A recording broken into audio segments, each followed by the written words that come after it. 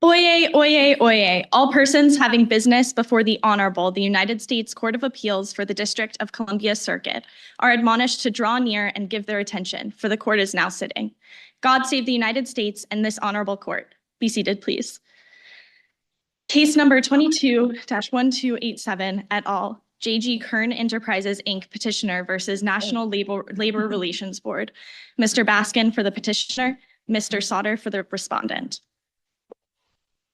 We're just going to hold for a moment for the Judge Edwards' files. Didn't seem to have made it to the bench. And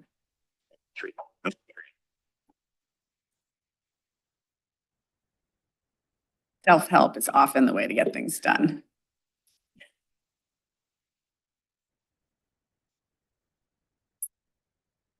Thank you. Good morning, Mr. Baskin. You may proceed when you're ready. Good morning. And I'm Maurice Baskin on behalf of J.G. Kern Enterprises against the National Labor Relations Board. I've asked to reserve 2 minutes for rebuttal. The board in this case has refused to honor the wishes of the overwhelming majority of Kern's employees who signed a petition 4 years ago, overwhelming majority, saying they don't want to be represented by the union anymore.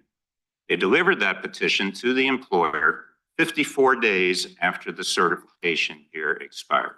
There had been an election, they were certified, and there's something called the certification year. I'm sure you've all read about it. And it makes an irrebuttable presumption, but that year had expired for 54 days. The ULPs occurred within the year. Sorry? The ULPs occurred within the year. Correct. And the board relied on those ULPs. Which they have done a lot over the years. That's the rule. They can extend the certification year if the ULP refusal to bargain occurs within the certification year. Yes. That's old news. Yes. And according to the Tenneco decision, the master slack factors are supposed to be used to determine whether they are serious enough. I'm sorry. The board has never overruled the precedent that I just mentioned.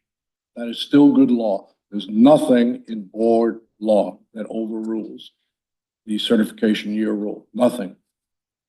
Correct. Well, it depends on which rule you're talking about. I'm talking about the rule that was applied against you. If you commit violations, during the there is the power to extend the certification year. But if you take a look at the Champion Home Building case, as well as the Garden Ridge case cited and relied on in Tenneco, they indicate that you don't automatically extend it. That's really where we are perhaps need to have a clarification. If the board had prosecuted your client based on the other rule, they had 2 theories that they could have applied. There's nothing that prohibited them from using the theory that they used, which was that there was a ULP that occurred during the certification year. They can extend the certification year. Old news. That law has never been overruled by the board, ever.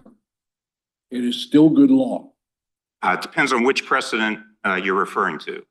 So I take it you're not disputing that an extension of a certification year is an appropriate remedy in a case, for example, where there's a period of time when an employer refuses to bargain. I mean, just putting aside the facts of this case, and I know you contest whether substantial evidence supports that here, but if you had substantial evidence showing, let's say, employer refuses to bargain for 6 months, and the board finds that the remedy for that is an extension of the certification year bar, you don't dispute that that's an appropriate remedy in that case? Correct. It can be that remedy in the case that you've described. And here I take it that your challenge really is to the retrospective extension of the certification year bar to invalidate the Section 7, the exercise of the disaffected members' Section 7 rights to decertify. And if you're right about that, then there's no union, there's no extension of the certification year bar, just the case is over, right? Correct. Right. And so then the question is, how do we think about, for example, we have the Veritas precedent that says master slack can coexist with extension of certification year bar. And I take your distinction of that to be, well, there was a prior order in place already extending the certification year bar. And that's not the case here. Correct. So that's the Huge. distinction you raised. Huge distinction. Yeah. Except that there are cases that the board cites, a number of them, that do have this particular scenario, and the board is able to use the precedent that you don't want it to use. The dissent understands it. The dissent's argument is to suggest that they seem to be inconsistent, shouldn't have both on the books, but the board has certainly applied the rule in these circumstances. You simply are trying to get us to, without the board having done it itself, overrule the situation. The board has had cases in the past consistently when it has been brought to the board, as this case was brought to the board has consistently applied the rule against you. You can have an extension of the certification year looked at after the certification year if the ULP occurred during the certification year. That's not news. That's prospective, only prospectively. So what about, No. I'm probably missing something because you're way more of an expert in this than I am, but in Franks Brothers, the old Supreme Court case, the court affirmed the board doing exactly this. The union had lost a majority, and yet the board said that there had been a refusal to bargain, and the only way to remedy that was to impose an affirmative bargaining order. But the only reason they reached that issue was because they invalidated the union's lost majority and said, so they did both things. And they did it, I think, in that case, in the kind of backward-looking way that that's different from what we affirmed in Veritas. I don't think that the scenario is the same. And I think that since, in addressing Judge Edwards' point, since master slack, in the 21st century, in this century, there has been no case in which the board has relied on the whisper-soft precedent, which is what we're talking about here, a vacated decision.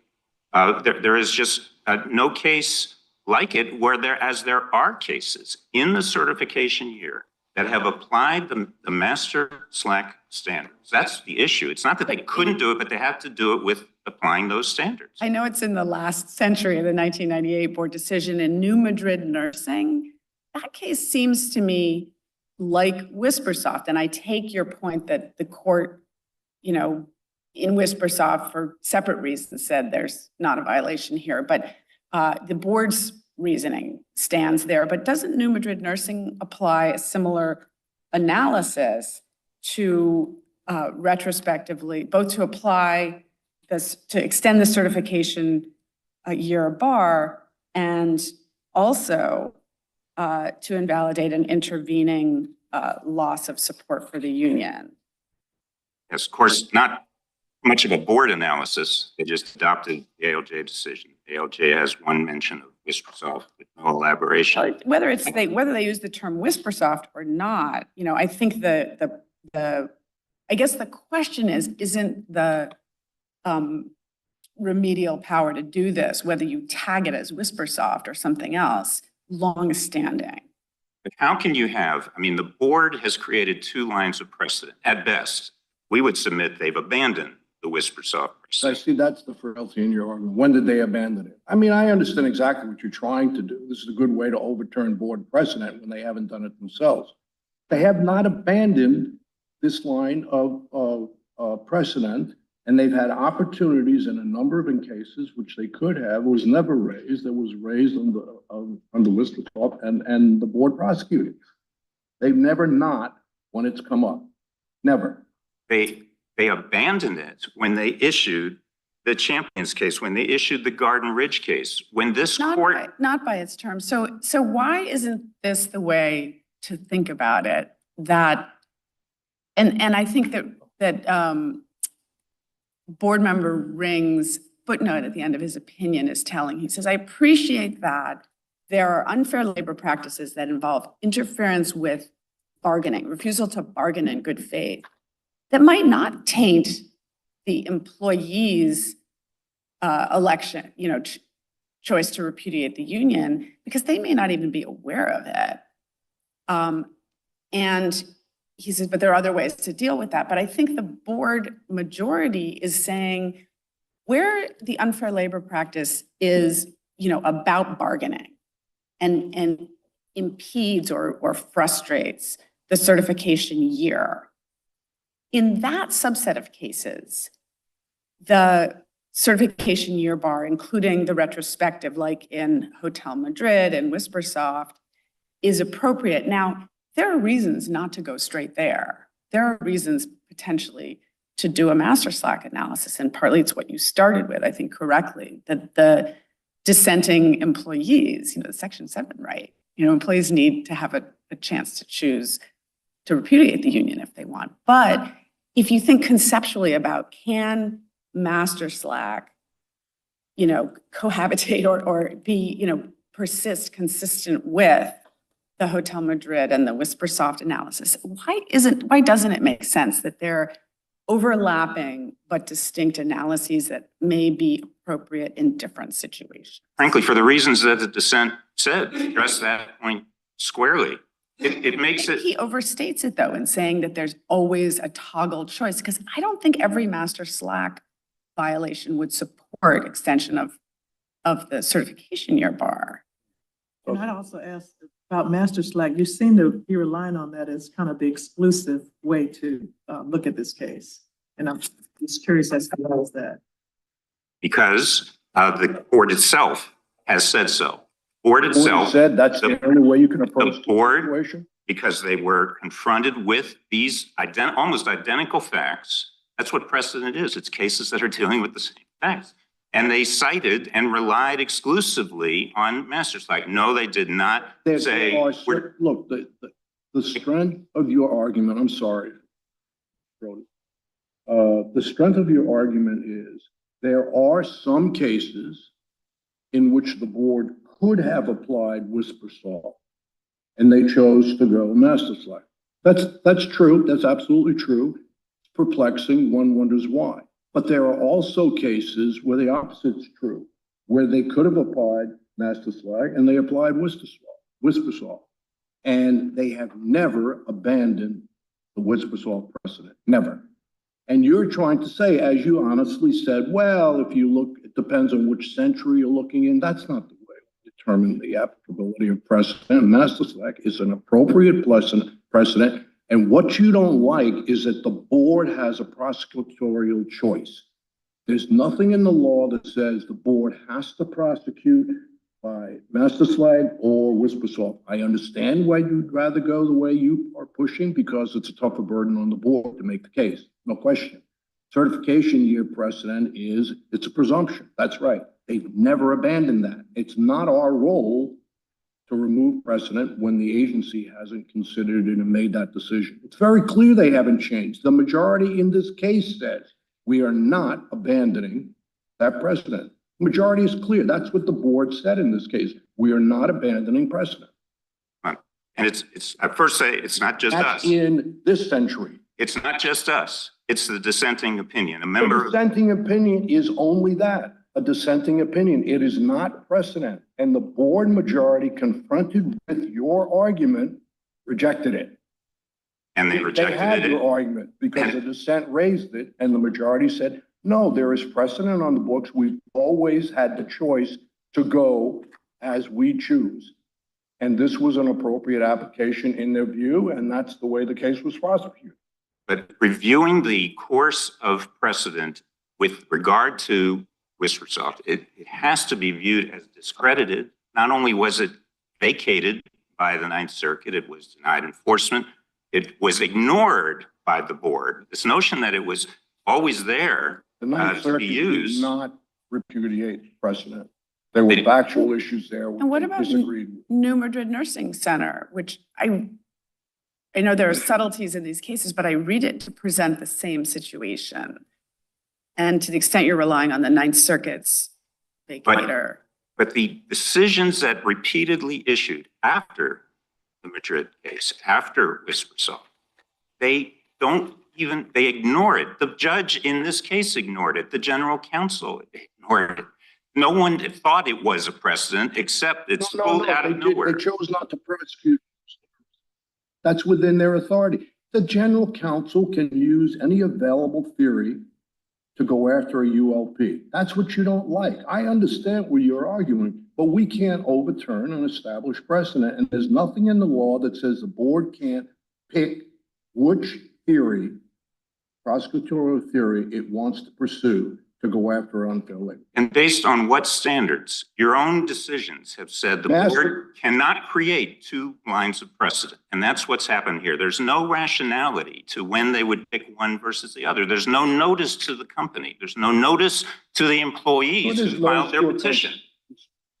No, I was just going to say on the notice point, and that would, be the basis, I think, for your distinction of veritas, that it's one thing if there's an extension of the bargaining year in place and everybody knows.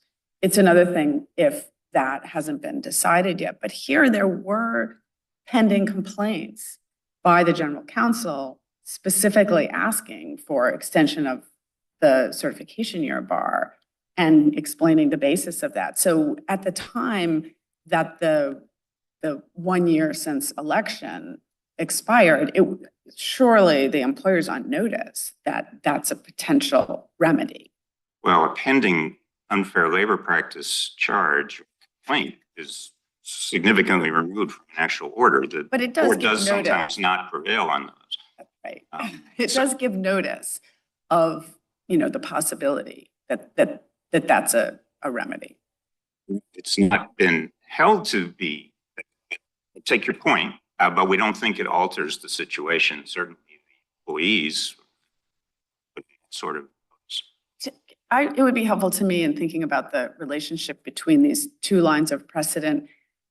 In your view, the conflict between them, the reason they can't coexist is what? Well, because if you use the Whispersoft precedent, then it is an irrebuttable presumption, and that if you use Master Slack, it's a rebuttable presumption that they are in diametric opposition. They're not alternate. They further different purposes. But what about if the irrebuttable presumption is based on the reasoning of the court, the Supreme Court's cases, Franks and Brooks and the older cases that explain, in effect, it's like a categorical taint to say, if the union has been unable to function in the way that the employees might have reason to expect it to function in their behalf during that protected certification year, then even if the employees aren't aware of it, so it's not sort of bearing in that way, it's presumptively bearing on their satisfaction with the union. So I'd love to hear, because I know you have a different way of looking at that, but to me, they seem not inconsistent. And I do appreciate that Master Slack requires a kind of showing that the Whispersoft analysis doesn't. But I think only certain kinds of unfair labor practices would support the Whispersoft remedy. So it also requires a different showing that is maybe inaccessible in certain. Well, the way the board has described Whispersoft, it doesn't matter what kind of unfair labor practices they are. Whereas the whole if point, you can show a taint, so that is kind of a subset of unfair labor practices. And conversely, I'm sorry, I interrupted you, but conversely under Whispersoft, the kind of unfair labor practice that would show a sort of a de facto suspension of a portion or all of the bargaining year, not every unfair labor practice is going to support that either. but if that were true, then all of these other cases, they're dealing with the exact same thing about a delay in bargaining. That's really the reference was made that, well, the unions can't doing its job or something. It was just because of a delay in bargaining, which happened quite with some frequency. And the board has looked at those kind of cases and always in decades, I won't use the century, has found that the Master Slack principles apply to decide, did it cause the employee disaffection? Did it cause a taint? The Whispersoft, I don't want to call it a doctrine, it's a statement that it just said, no matter what, it doesn't give it any concern to the impact on the union or the employees. That it doesn't care whether it creates a change. It just says, oh, you delayed bargaining, we're just going to automatically do it. That, I think, has been abandoned, if not outright overruled. It hasn't been overruled. I'm glad you're smiling. I will, it has not been Certainly expressly overruled, but there is such a thing as abandonment by the board when they keep issuing decisions that say the opposite. That's my question is it the opposite in the sense that if the board can come to agreement by saying in the cases where there's a delay of bargaining and we can also show that it was in the consciousness of the employees that it tainted their attitude to the union, then why not do that, right? It's if it brings the board together. I mean, like if they had done a master slack analysis here, maybe Ring wouldn't have dissented. So you could see reasons why they would say, well, fine, we'll use that. But does it require them to abandon this other line of precedent, which has the policy of protecting that certification year and the productive interaction of the employer and the employees? No, they don't have. They don't have the right when they have repeatedly, not just master slack, repeatedly in 5 cases that the board acknowledged, the majority acknowledged 5 times in the certification year, the board has looked at issues of delay in bargaining and has applied the master slack standards to determine, did it cause the disaffection of the employees? You're talking about Champion, Garden Ridge. Yes. And Garden Ridge was cited specifically in the Tenneco case as the standard for within the certification year. No mention of WhisperSoft there, and it was a very thorough opinion that explained the state of the law on. No one raised WhisperSoft. It wasn't prosecuted on those terms. Well, what kind of precedent is that no one raises? The board can prosecute on different theories depending upon the fact scenarios, and sometimes there's more than one theory. I certainly remember that much from my days in labor law. When there were alleged ULPs that arose, there may have been 2 or different ways that the NLRB could have prosecuted. You know that as well as I do. Well, this is an area. It's strange. I understand what you're saying, but the rationale is different. Master WhisperSoft guarantees that the union, in fact, receives 1 full year of bargaining after certification. That's the theory of that prosecutorial approach. Whereas master slack concerns whether there's a causal relationship between the employer's unlawful conduct and the union's loss of support, a different theory. The certification year is long-standing. That notion that a union should have 1 year and should not have it interrupted is long-standing. The board has never walked away from it. And there are times when the prosecutor sees it and uses it, but for the reasons stated. You are right. There are times when the prosecutor could have used it and went with the master slack. So what? That's not an abandonment of precedent. It's a certification year. Yes. Certification from the date of certification, not from the first bargaining session. And that's what's being applied by WhisperSoft. They are trying to convert it. In fact, in the brief of the general counsel, they describe Brooks as making it a bargaining year. It's not called a bargaining year. It's called the certification year. They complied with it. They went 54 days beyond it before they withdrew recognition. I disagree with the notion of that your client has not committed any unfair labor practices, but the board has explained that rationale and its analysis in that regard. So are you still holding on to that? Well, we deny that any unfair labor practices occurred, but with the core issue here is that even if they occurred, they were not of the type that has resulted in a bargaining order under master slack. It doesn't prevent the employees didn't even know about whether the cost issue and the 10 months that went by happens to be exactly what the amount of time in Tenneco was. And was found not to be a reason for finding taint. So the issue is they aren't causing the disaffection. That means the petition was valid and the employer was entitled to rely on it to withdraw recognition as the overwhelming majority of employees asked them to do. And that's what I'd like to get to next is just kind of your, if we were not to enforce the board's decision, then does that conclude the matter or are you suggesting that there's some type of remand? We don't think a remand is necessary or desirable. It's been for years. The board has an opportunity to get it right. We maintain, or disagree, but we maintain that they got it wrong. But these matters occurred in 2018 to 2019. So what does this look like in 2023? Well, the withdrawal of recognition stands, and everybody goes on about their business. I mean, proceedings concluded. If we were to agree with your approach that WhisperSoft no longer existed, we would have to remand it to the board to apply master slag. We would have to create law that the board hasn't created and say, even though you haven't thrown out WhisperSoft, we have. Apply master slag, look at the record and tell us whether there's a causal relationship. You're arguing there isn't. The board hasn't said that. But the board, since the board chose not to. No, that's not the way.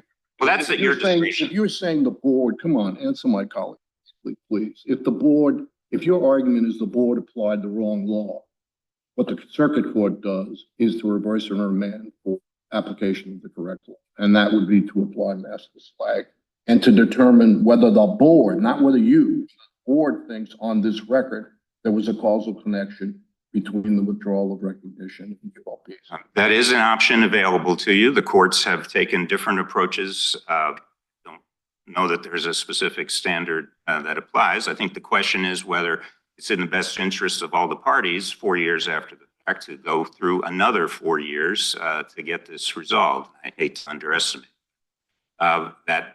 It's certainly going to cause delay. We would say needless delay. If the board had this opportunity to enforce the order on proper terms and chose not to, then, we think it would be best for everyone to call it a day, but you certainly have discretion to choose to remand. There's statements in the dissent that invite a remand. If I read ad law principles correctly, we have an obligation to send it back to the agency to apply the law that it should have applied in the first instance. That's the law that this circuit applies all the time. We don't take it upon ourselves to say, we think the employer would have won under master slag. If we think master slag should have been applied, we would send the case back. Well, what we have, if the board has gotten it wrong, is they have given no good reason to not honor the withdrawal. And so that is a way in which you could also rule. But frankly, either approach is better than the situation as it stands now. Right now, it's a complete injustice to the employees and is depriving them of their rights. I'm not sure what time I have left, but save what's left of it. I give you A on persistence. Well, thank you. Thank you. We'll give you time for rebuttal. Morning. Morning. Mr. Sauter. Sauter? Yes. Hillard. Hillard. Thank you. Yeah. French names. I know. Proceed when you're ready. Thank you. Good morning, Your Honors. Greg Sauter. He goes both ways. For the National Labor Relations Board. I'm Sauter in private, public Sauter is.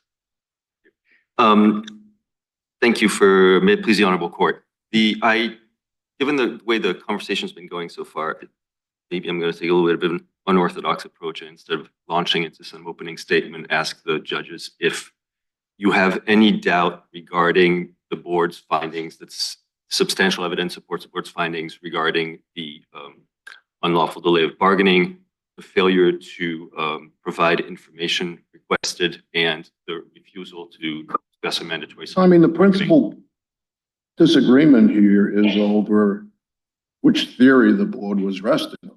One requires the board in its prosecution, if you're under master slag, to show a causal relationship.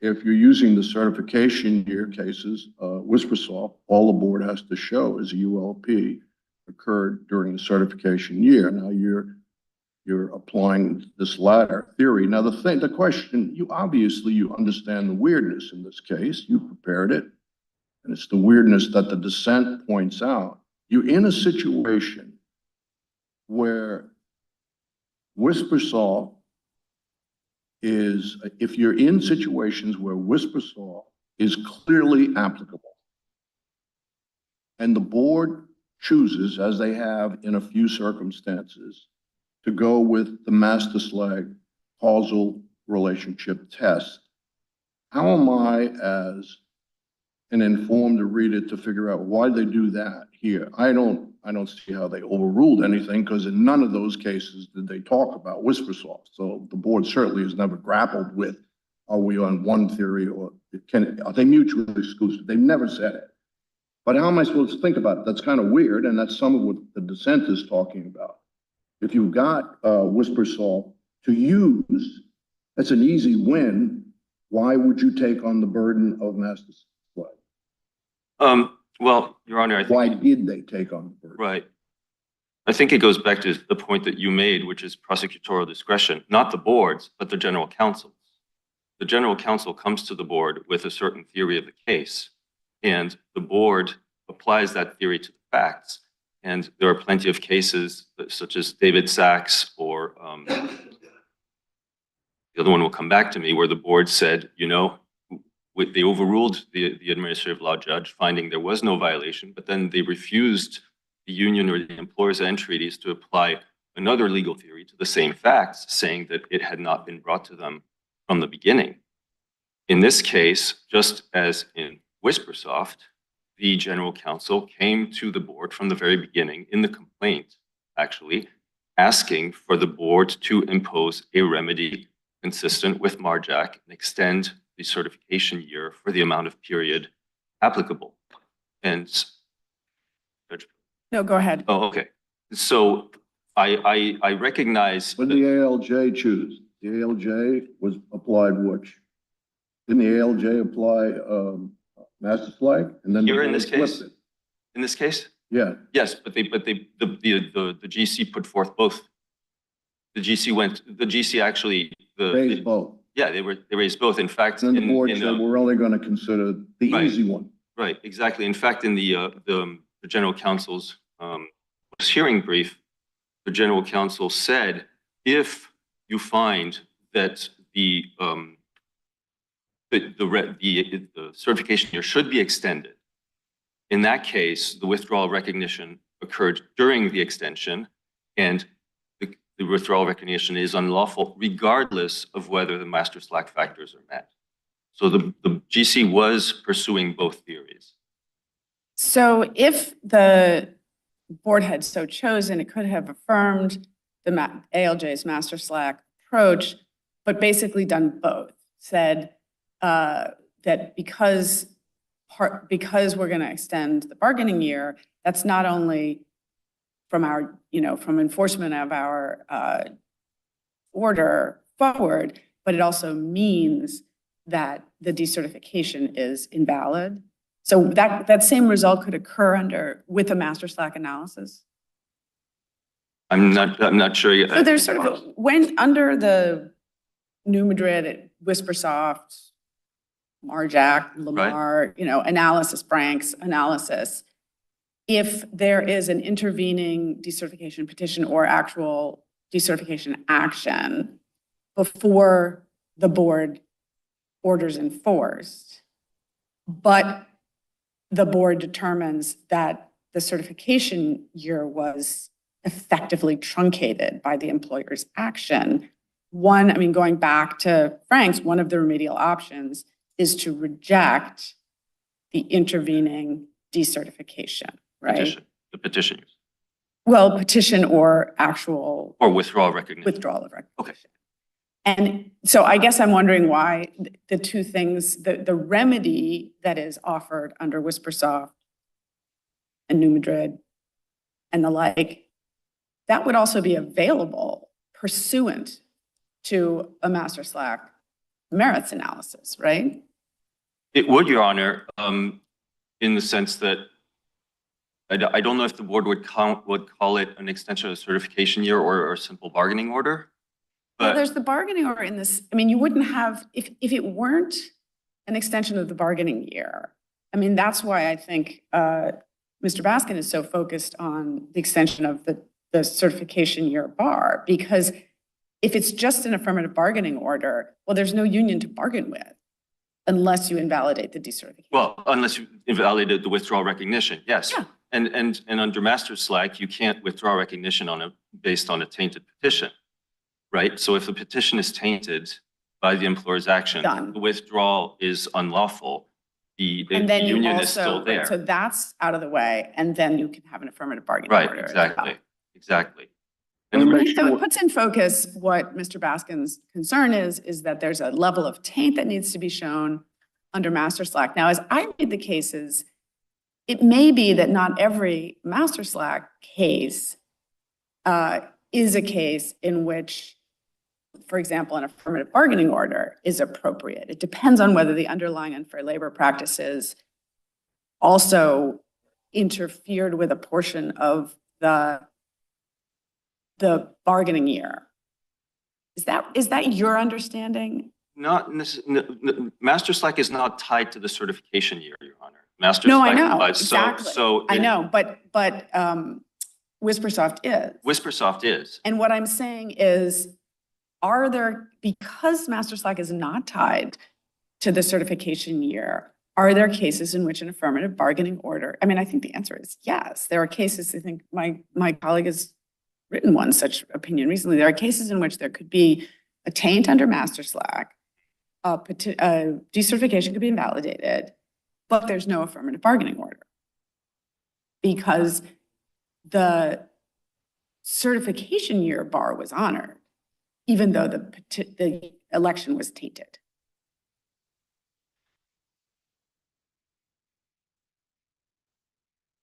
So let me go back just a little step. Which are you proceeding under, Whispersoft or Master Select? Because Master Select, you got to show a causal. Right, under connection. master slack, you show a causal, and that's why the election results are thrown out, is because of taint. Not the As election. opposed- Not the election the results. decertification. The decertification. petition. Yeah. The decertification. Right. And when you say isn't a decertification pursuant?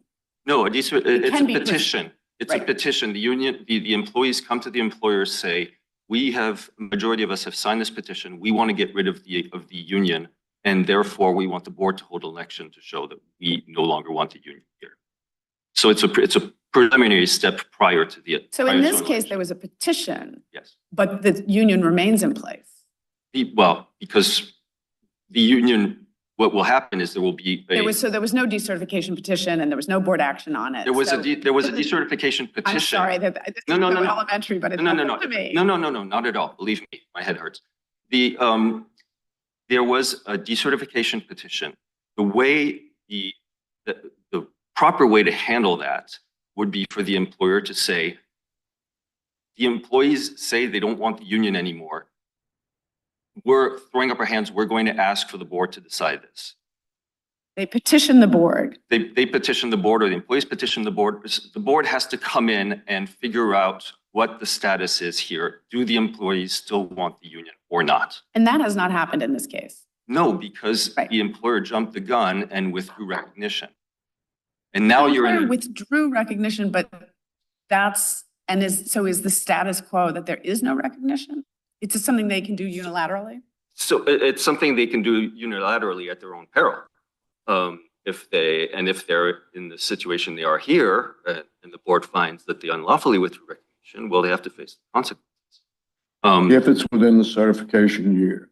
Right. And the consequences are most severe, which is what the other side's fighting. They don't want that presumption that you can't do that in the certification year, and you have caused the union to lose what the law says they're entitled to, is 1 year of good faith bargain. You took that away. Exactly, and not just any year of good faith bargaining. The first year, that this is a unique moment in the collective bargaining relationship. appreciate that. This will never happen again. I appreciate First that. year. I've read the Supreme Court cases. I've read all the other board precedent on this. So it's your position that because there was a complaint pending that had asked for extension of the decertification year, that should put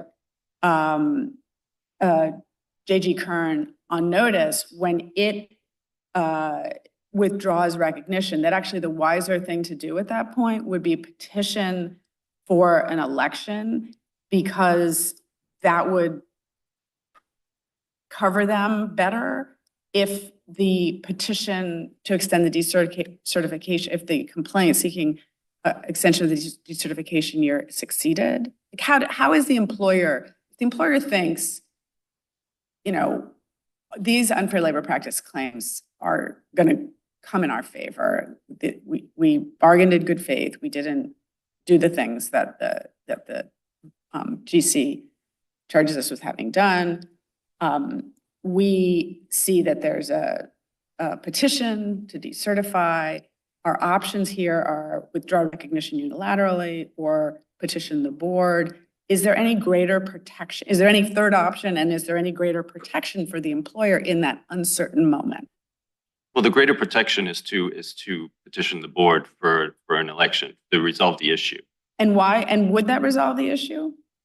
If the board, if there is a question is raised by the employee's petition that they do no longer want the union to represent them, then a board supervised election will resolve the issue. And is like one arm of the board going to know what the other arm is doing? Like, would the unfair labor practices necessarily be resolved before the decision about whether to hold an election? I think I don't want to step out of my, of this case too much, but I think that obviously assuming that there would first have to be an analysis as to whether the petition is legitimate, whether it's or if it's tainted by the employer's unfair labor practices. If it is, then the petition itself is unlawful and you don't have an election. However, if it turns out the employees have sua sponte of their own accord without undue influence decided that they want to get rid of the union, then the election goes forward. That's so in the process of deciding the petition for an election, the board would decide whether the decertification, the employee's petition was tainted, but they wouldn't decide whether it occurred, whether an extension of the bargaining year was warranted. You were just talking about this very specific situation of whether the petition is lawful or not, or and when the election would follow. If the decertification petition is tainted, then the board remedies. Then the remedy. Then the board remedies that by saying you have to bargain with the union. Right, but if there's no if there's a petition and there's not the kind of unfair labor practices that would influence, that would necessarily meet the master's petition.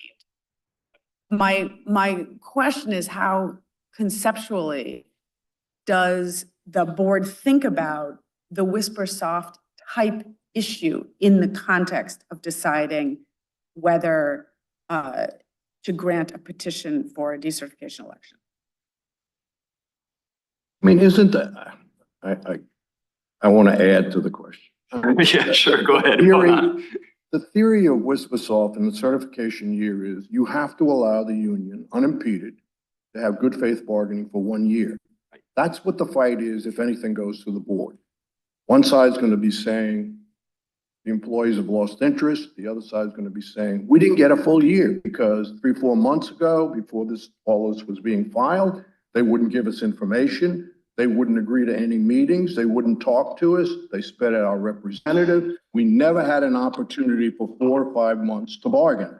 So all the stuff about the petition really is looking at that. Did they get for a year an opportunity to bargain? And if the board finds it either could be a ULP filed against the union, if I remember this correctly, ULP filed against the employer saying they won't talk to us anymore. They've withdrawn recognition because they think the employees are gone, or the reverse. The union or the employees come in and file a petition for decert. The question is the same. Did the union during the certification year get the benefit of a full year? And if not, the board has traditionally extended the year and told the union, even though it may go on forever, years later, months later, they say, now give them the 4 months you didn't give them. Am I right or wrong? Yeah, no, that's absolutely correct. And yes, the answer for you is unequivocally yes. For Judge Pillard, I guess what I'm getting back to your issue is if you have a decertification petition that occurs in the context like this one, where there was a delay of bargaining, where the union alleges that it did not get its full 12 months of bargaining, then the board will resolve that. Because if that is the case, you don't even have to look at, whether the petition was tainted or not. It just happened during the extension of certification. Now, I was going to ask if maybe you were a board member in a prior life, because you quite astutely pointed out that sometimes the board will go with one theory of liability over another because that's how they can all agree to find a violation. In that regard, though, are we needing to put into the opinion whether we're driven by Whispersoft or Master Slack? Well, the board relied solely on Whispersoft to decide this case. So I think yes, if you enforce the board's order, you would be. Let's be clear in this. The board has not made Master Slag findings. No. Counsel, your opposition is correct. There are no causal findings here. No, and I agree with your point earlier that if you were to reverse the board, the proper avenue would be to remand or a Master Slack analysis. Determine whether or not the ULPs affected the loss of employee support. Exactly. That's the Master Slag. Exactly. I think my colleagues probably know this and they would tell me, but I'm going to ask you, what is the difference between a MARJAC remedy and an affirmative bargaining order? Is there any? A MARJAC remedy is an extension of the certification year, as opposed to an affirmative bargaining order that can happen, as I was saying earlier, there's only one certification year. An affirmative bargaining order can be given at any time later in the relationship. MARJAC remedy is specifically the certification year. And yet the MARJAC situation, there was no derecognition of the union. And so it didn't have the part that I take it Mr. Baskin is most concerned about, which is invalidating or reviving the union as the representative. So that wasn't an issue in MARJAC. In MARJAC, the issue was that the employer had petitioned to decertify the union because it believed the employees no longer. So that's the answer to my prior question. Okay, this is coming together. Oh, Thank you. Okay. Thank you.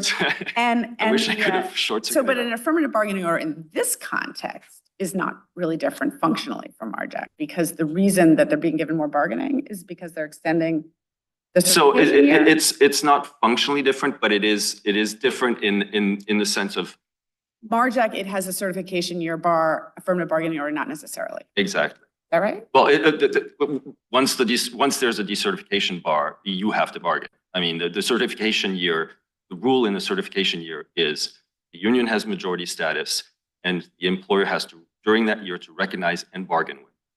Those are the two things. But So functionally, whether you're in the certification year or not, you have a duty to bargain. So that's why I'm trying to understand what an affirmative bargaining order is, if it's not the duty that's there anyway, which is you have to bargain with the union when your employees are represented. So certification year is over. Yes. Right. Nothing happened. Right. And the union's still around. Right. And then the employer, a few months, whatever, after the certification year, says, I have a whole bunch of petitions from the employees saying they don't want this union anymore. The union says, after the certification year is over, you did all kinds of bad things. We were still there, presumptively the bargaining agent. You refused to talk to us. You fired some people who were union leaders, all kinds of things. So the fight is going to be, is there any causal connection between the ULPs and the alleged loss of some employee support, right? yes. Yes. And if the employer loses, a bargaining order will issue, right? Yes, exactly. And so it's a way of holding off a looming petition for decertification election.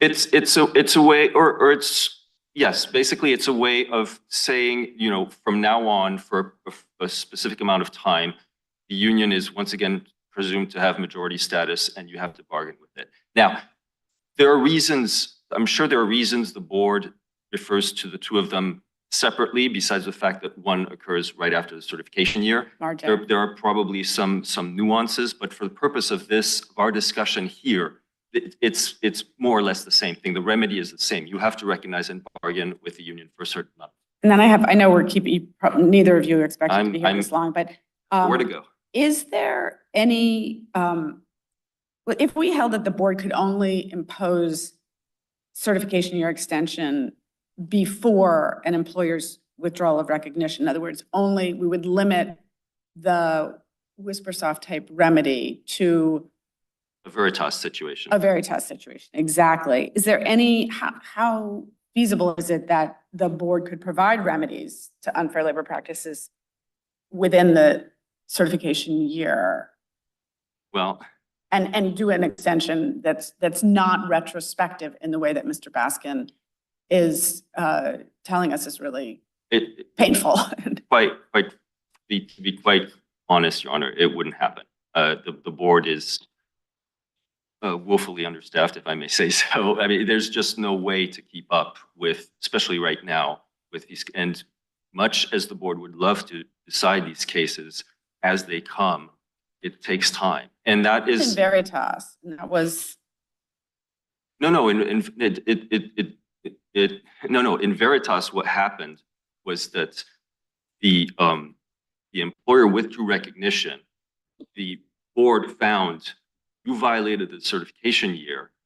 We're imposing a prospective extension, and then the employer again tried to withdraw recognition during the extension. So that's what happened, and that you can see how long that can take. And I wanted to get back to something that you had sort of been alluded to earlier. And the reason we're here right now is because, as you pointed out, it is very difficult for the board to resolve these issues in real time. And what the company is trying to do here, essentially, is to take advantage of the delays inherent in the administrative process to make an end run around the certification year doctrine and to avoid its duty to bargain. It's basically trying to take advantage of the fact that the board can't be everywhere at once. but what about the notice concerns? I mean, if you're an employer, if you're a union, if you're employees that don't want union representation and you come to the putative end of the decertification year and you want to know how to act and not, dig yourself into a deeper hole. And the general counsel has sought an extension of the decertification year. It hasn't been acted on. If you would give your best answer to Mr. Baskin's notice concerns, that would be helpful. Don't do bad things during the certification year. I mean, that's If it. that's already water under the bridge. Well, That's what the board's looking back at, right? well, To get the extension. that is, yes, That's that the is notice. basically the answer, If you Your do Honor. bad things during the certification year and this all comes up afterwards, you're going to pay.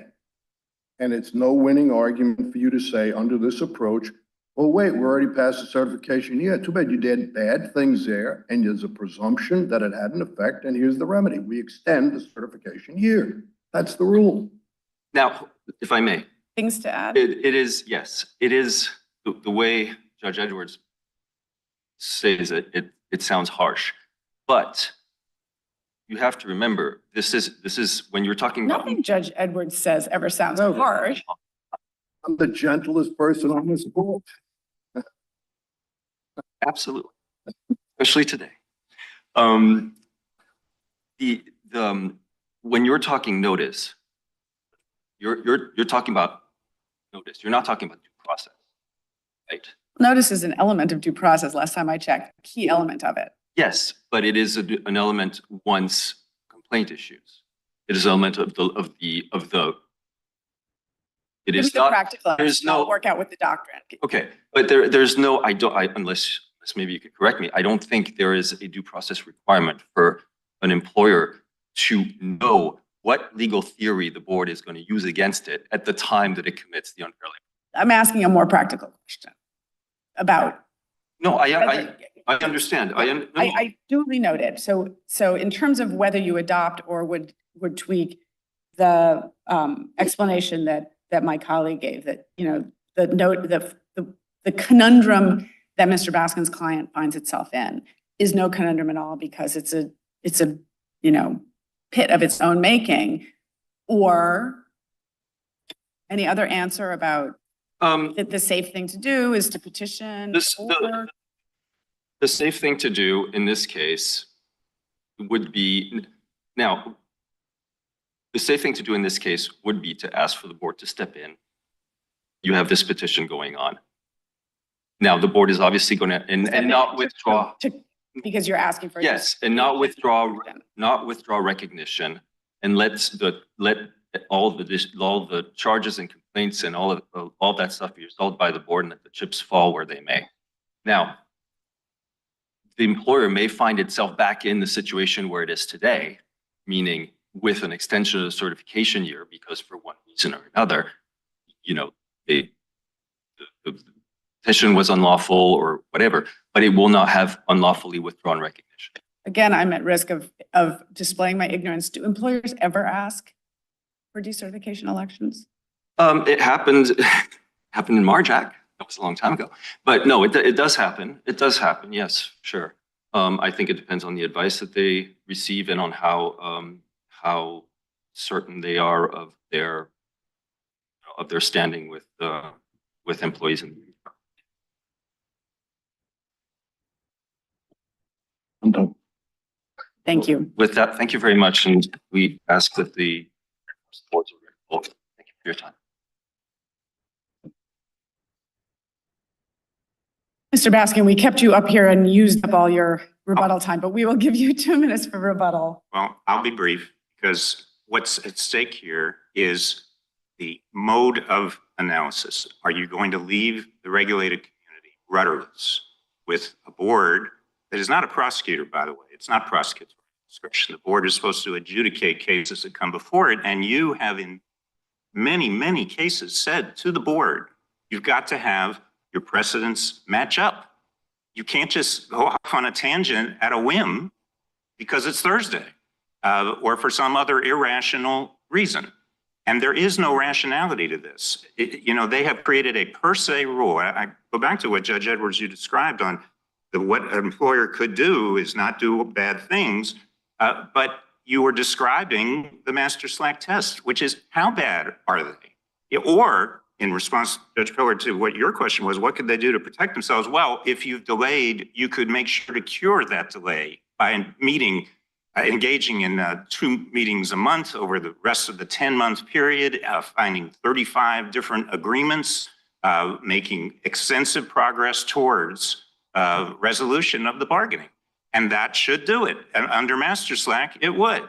But when they pull out of nowhere this per se rule that says, once you miss that deadline of you didn't hold the first meeting for January 10th, or why it wasn't January 9th or December 17th when the company representative said he was available, putting that aside, once that happens, it's over, and you didn't even know it. Because we at the board can pick and choose the rationales when we feel like it. That's wrong. You said it's wrong, and we ask that you say it again. Thank you. Thank you. Case is submitted.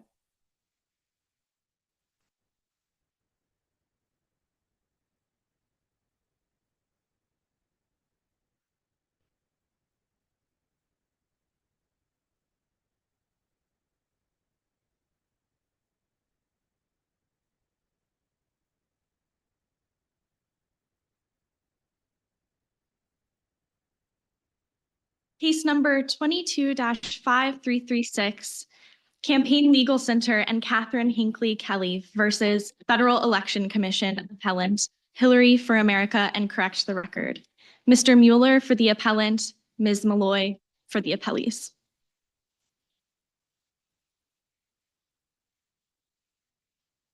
Good morning, Mr. Mueller. Morning. May it please the court. Greg Mueller, Federal Election Commission.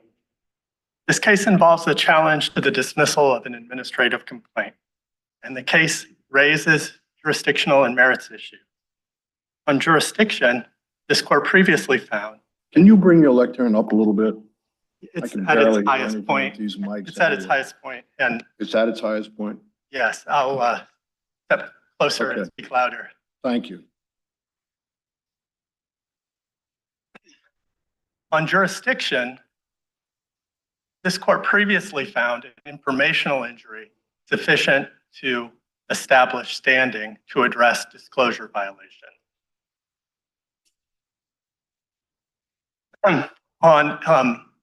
But with respect to the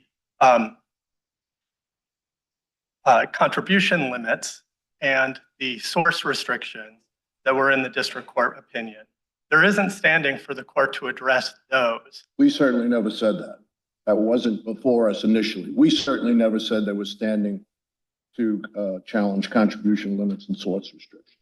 Exactly. So you're saying the district court conferred standing inadvertently, maybe, in remanding it for that to be considered as well?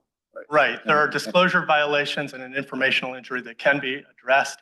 Contribution limits or source prohibitions are more in the generalized grievance category of standing that this court did not find. That would have been the common cause area of case law. But all that's before us is the CLC challenge to the commission's determination that there's no reason to believe that Hillary for America or Correct the Record engaged in illegal coordination.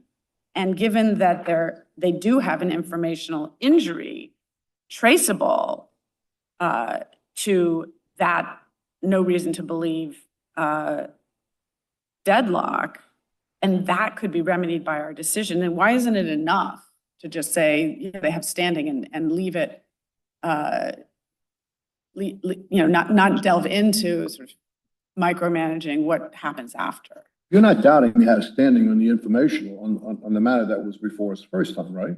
Correct. You're just Yes. saying the district court, to you, shockingly, added that on remand to the agency, they should also consider contribution limits and source restrictions, which were not the source of informational standing. That's correct. Well, you're not saying the case should be dismissed for want of standing. You're just saying if it goes back, it has to go back only for what it came with. Exactly, Your Honor. It Okay. needs to be remanded on that basis. And I think that there's authority that addresses Judge Pilar's concern is, for example, in the Davis case, the Supreme Court case, they described how standing isn't dispensed in gross, that you need to have standing for each claim and each form of relief that you're seeking. And here, as it was in this court's earlier decision, the challenge to the disclosure limits and the informational injury established standing with respect to that. Can I push you, unless my colleagues object, which they certainly can, because they've got seniority over me, get to the substantive merits? I don't see much to this forfeiture of the appeal stuff, and I don't see much to the mootness. I am curious to hear what you have to say about the substantive merits, arbitrary and capricious, and it's really, in my view, formed by former Chair Goodman's claim that the district court has gone way too far in embracing too many things and in confusing inputs, which might be exempt as opposed to general expenditure. What? Tell us your thinking. I mean, that argument to me was interesting and compelling in raising concerns that I didn't think we reached the first time that way. We thought the district court was confused for a different reason, but the district court now seems to conflate the input analysis to suggest that everything's in. Go ahead. I understand. Yes, Your Honor. So on the merits, we think the district court should be reversed for three reasons. First, it's the deference question. We don't think that they were deferential to the controlling group statements of reasons in the analysis there. We think that What deference are you claiming? it's under the Keysore test. We think that there's controlling weight should be given to the commission's or to the controlling group's interpretation of the Controlling weight, but they're not acting for the commission, so we don't do any kind of Chevron deference.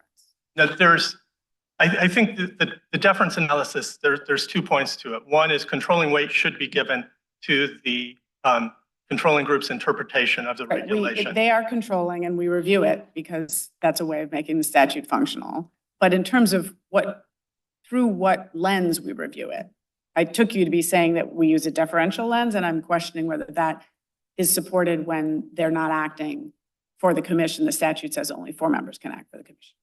Right.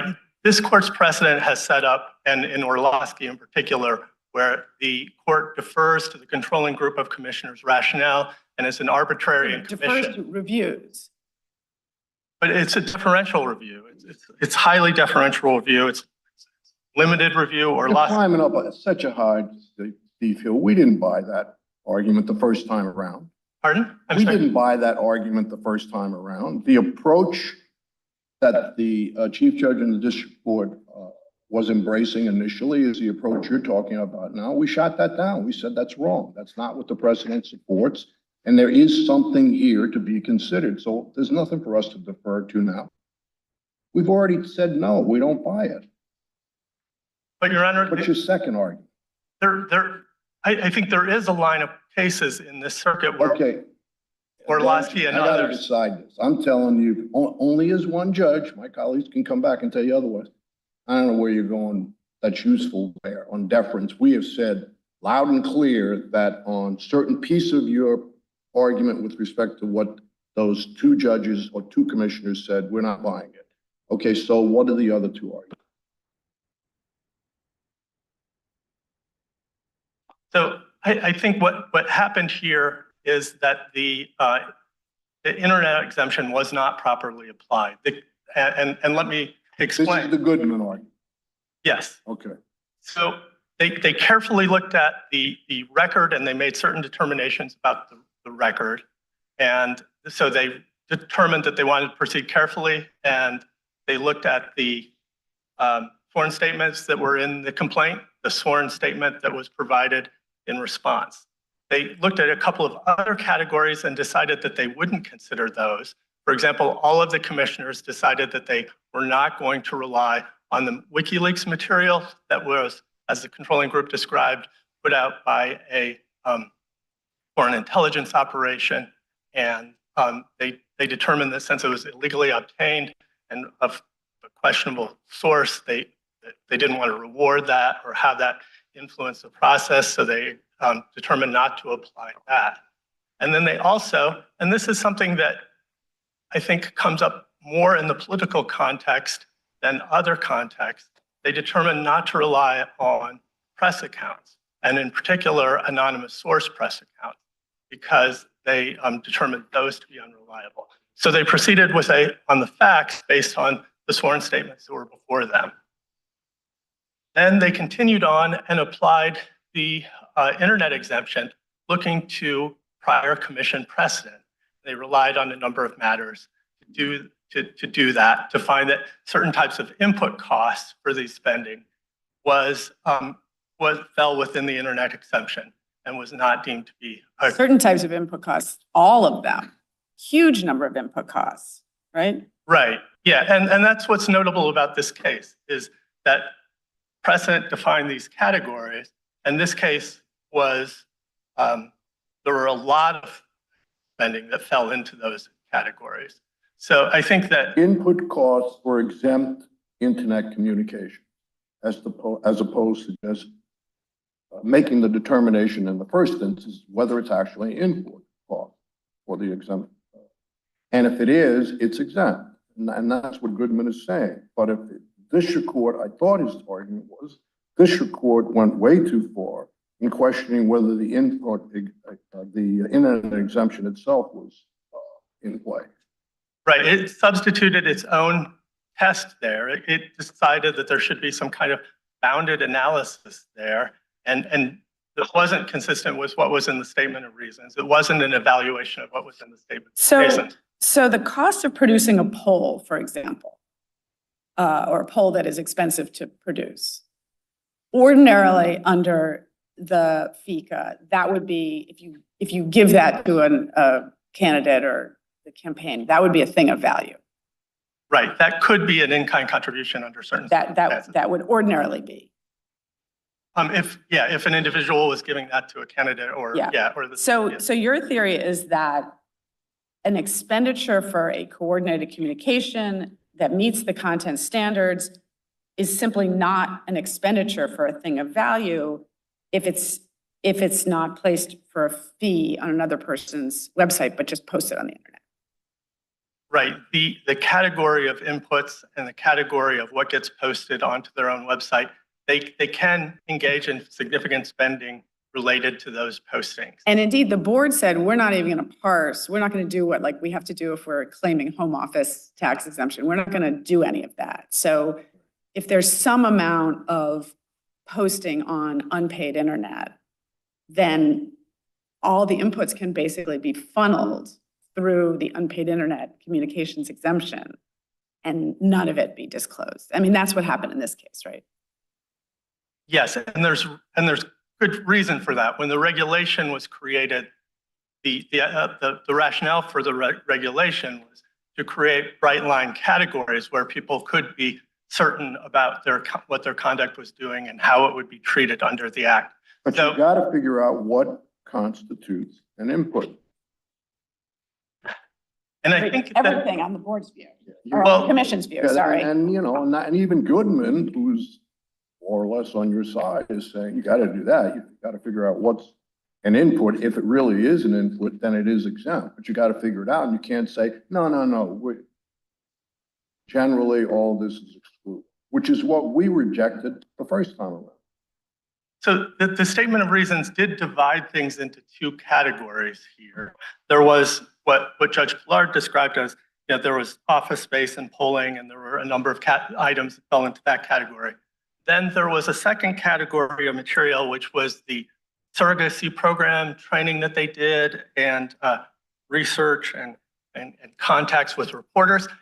That wasn't internet related. So they decided that they did a separate analysis on that, and they looked to see whether it was coordinated, and they looked at it transaction by transaction and determined that it wasn't coordinated. And they looked at, in particular, they looked at, there were substantial reimbursements for that type of material. So if it's reimbursed, it doesn't become a contribution.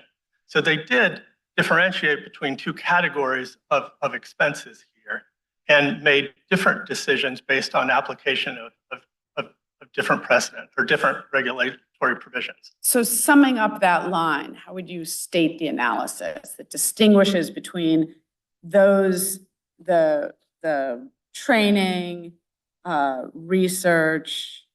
I mean, if you're paying for staff to do research and then you just post it all on your unpaid internet site, it seems like under the board's analysis of the first category that would also be not even analyzed. Right, to define that the first category is just the posted on the internet without being on somebody else's site for a fee. That's the one category.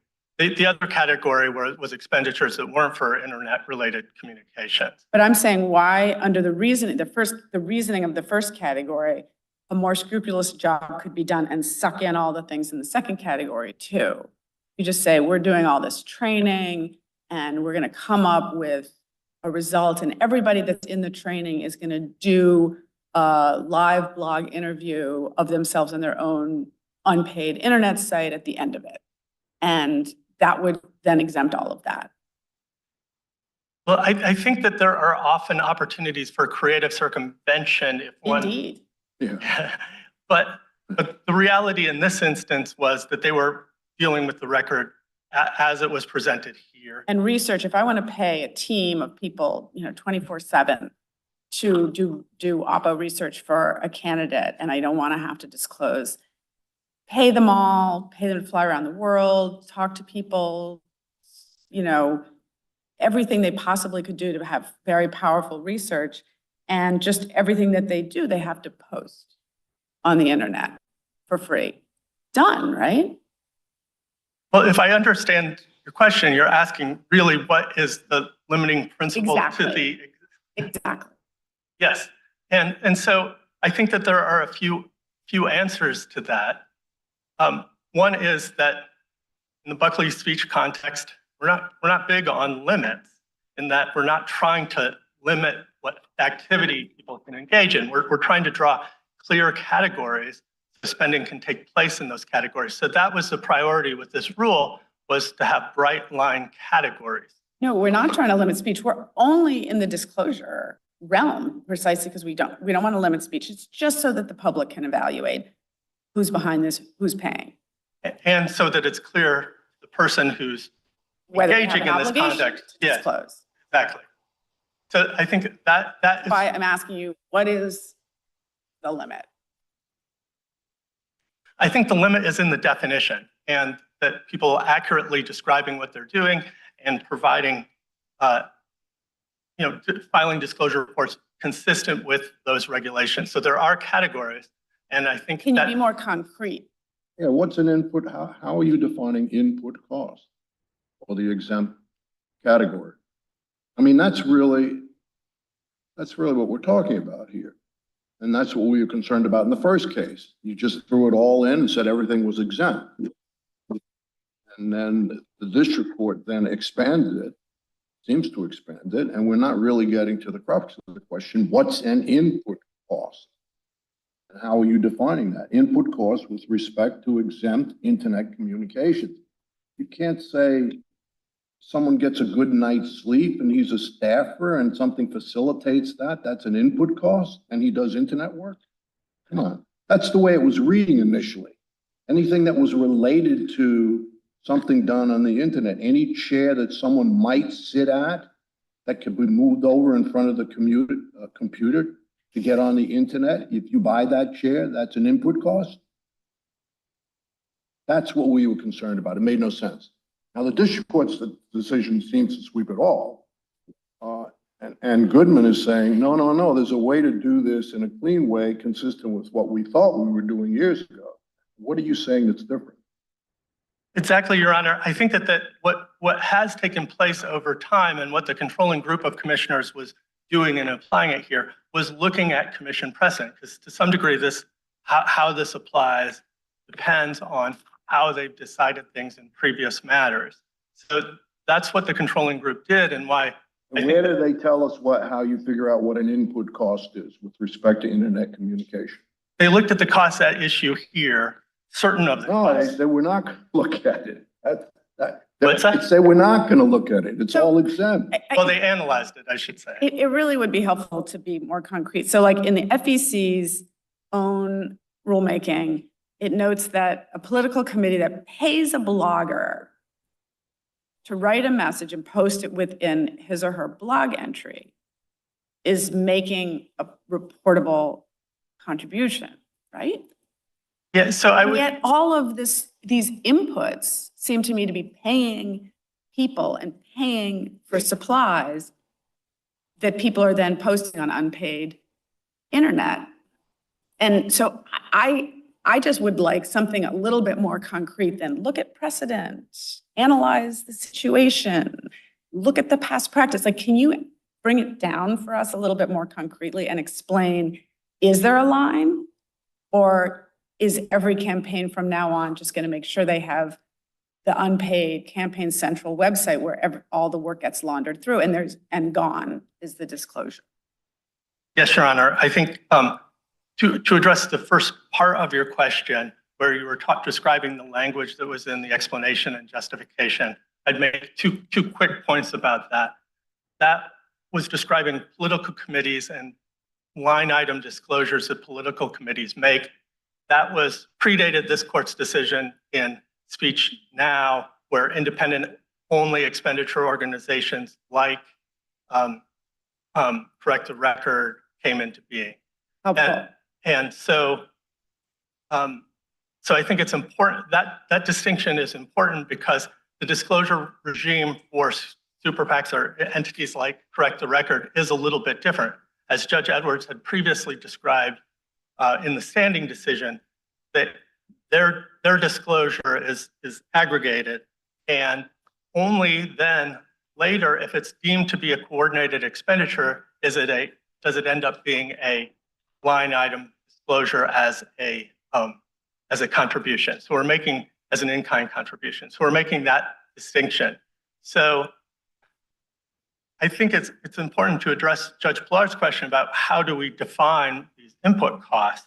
And I think that it may be dissatisfying to hear, but there's a few ways. There's, that they applied the text of the regulation, and they did look at what was in prior instances was deemed to be an input cost, and they listed a number of matters and types of matters and determined that the issues here, or the spending here, fell into those categories. So the answer for the paying a blogger is that now that's considered to be an input within the internet exception. So no, the paying of a blogger as like a hypothetical question. Well, paying a staff to blog, renting, salaries, rent, setting up a war room to blog on a hearing, to send emails, to post on social media, Twitter, all the rent, the salaries, training, Lunch, hotels for conferences, all. none of it was disaggregated in the initial case. Right, and You all seem to think that it was somehow, if it's tangentially related to internet activity, it's exempt. That can't be right. Well, I think that the tension here is that what the commissioners in the statement of reasons were doing was looking at the particular categories of spending that existed in this case and found that it fit within commission precedent and within the text of the statute. And I understand that if you're looking beyond that or looking at it in a more abstract way, you may have questions about what's inside or outside. But I think that the statement of reasons here found that it was consistent with agency practice. It was within the bounds that had been described. On another issue, you've got the private right of action proceedings. So how does whatever we do here affect that? Yes, so the district court stayed the private right of action case to hear what this court had to say. And I think that in one effect that it would have if the standing decision was properly applied by the district court, that would narrow or revoke the jurisdiction for the private right of action case. If this case remained live and if there was a proper application of standing, it would go back to the district court to analyze this. And In the private party case. yeah, and in the private party case, I think that there would be a different analysis of whether jurisdiction for that case remained, depending on what came from this court. On standing grounds. And also, I think if it was just remanded to the district court for further consideration, and then depending on what the district court did, if he chose to remand it back to the agency, that the private right of action case wouldn't have jurisdiction. How would it be remanded back to the agency? For what? The agency had, if the district court said contrary to law, the no reason to believe, the agency ran out the 30 days that it had for conciliation, what role does the agency have on remand? It seems like isn't the question here only whether either the agency wins, reverse on the merits, or if there's any live claim, it's for the private right of action to carry it forward. I know this is a complicated situation, so I'd appreciate your views on that. Sure, Your Honor. As a theoretical matter, I was thinking of all the potential possibilities, but I think if this court were to reverse the district court, I don't see. I think that there is the possibility that the private right of action jurisdiction would be Take the situation. Scope would be limited. Take the situation. I didn't follow that at all. I'm sorry. If we were to reverse the district court, the private right of action, ... what was your? Just the only scope of jurisdiction that the private right of action could have, consistent with this court's earlier standing decision, would be to address informational injuries right? and disclosure violations. Well, if that's right, and I'm not sure that that's before us, but if we were to affirm the district court, there's something that's still live. And I take your point that the scope of that is maybe still disputed, but if there's a live claim, let's say for informational injury, that would not go back to the commission. That would go back to the district court and be tried in the private party case. Is that right? I think it goes back to the district court in this case, not in the private right case. And I think there could be argument about what the impact of this decision is on the private right of action case. Yeah, I'd like you, yeah, my understanding was you're challenging the decision of the district court in this case, not the private right of action case. And there's this strange issue of forfeiture, which whatever, the other side can explain it. Your argument is the remand, the district court's decision undergirding the remand is wrong. And you state a number of reasons, standing, and you state on the merits, the district court was wrong. And you're saying, one, it shouldn't go back at all. We should win flat out. Two, if it goes back to the commission, it should go back with a different decision from the district court. And we want you to outline it, meaning the Court of Appeals, to say, one, the standing is not as broadly as the district court said. And two, the understanding of the merits is different. And now the commission should operate with that on remand. Nothing's going to happen with the private right of action case until this case gets done, remand then back again. You haven't lost, and there's no mootness. You certainly have a right to appeal a decision of the district court, which orders a remand if you think the district court's wrong, and the other side should know they can't do anything in the private right of action case until this case is done. And indeed, that's why Chief Judge Boasberg stayed the other case. I thought that's what you were arguing. Exactly, Your Honor. And so the step from this court would be to reverse and remand back to the district court for further proceedings. Further proceedings consistent with, and you taking into account. Assume we say standing, there's an issue, the way it's stated by the district court, and the district court may have been a little bit elaborate in its view of the merits, and so it should reconsider and then can decide whether or not you have to remand to the agency. Then it goes back, and then the agency will presumably do whatever the district court orders, and the separate private right of action cases has to sit and wait. That is correct, Your Honor. And I think if it's back before the agency. That was my understanding of your theory. I just want to make sure I was understanding. Yes, and Your Honor also raised the forfeiture issue, and I don't see that as an issue because the issues that are before the court today were raised and pressed and passed upon below, and so I think they're properly before this court.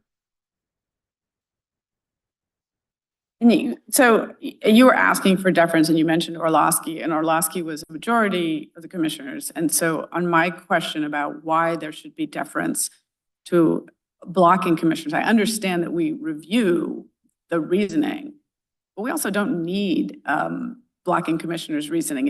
If there's no response, timely response at all, then that has implications as well. We review a case with no opinion at all for whether there's reason to believe that it should be investigated. So I'm just trying to understand a little bit more your theory about why there's any deference owed to the rationale that a non-majority of commissioners gives. I understand we review it functionally, but deference?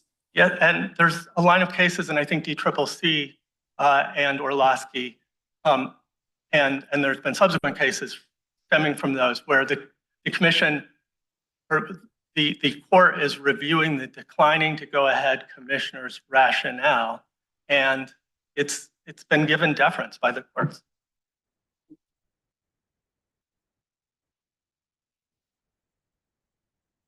And you don't have, I mean, I had asked you several times, I'm not going to beat the dead horse, but you don't have any on the merits of reading the statute, anything to add about how concretely one should distinguish what is an input into an unpaid internet communication and what is not. No, other than what was described in the statement of reason and the regulation and practices that I described, yes.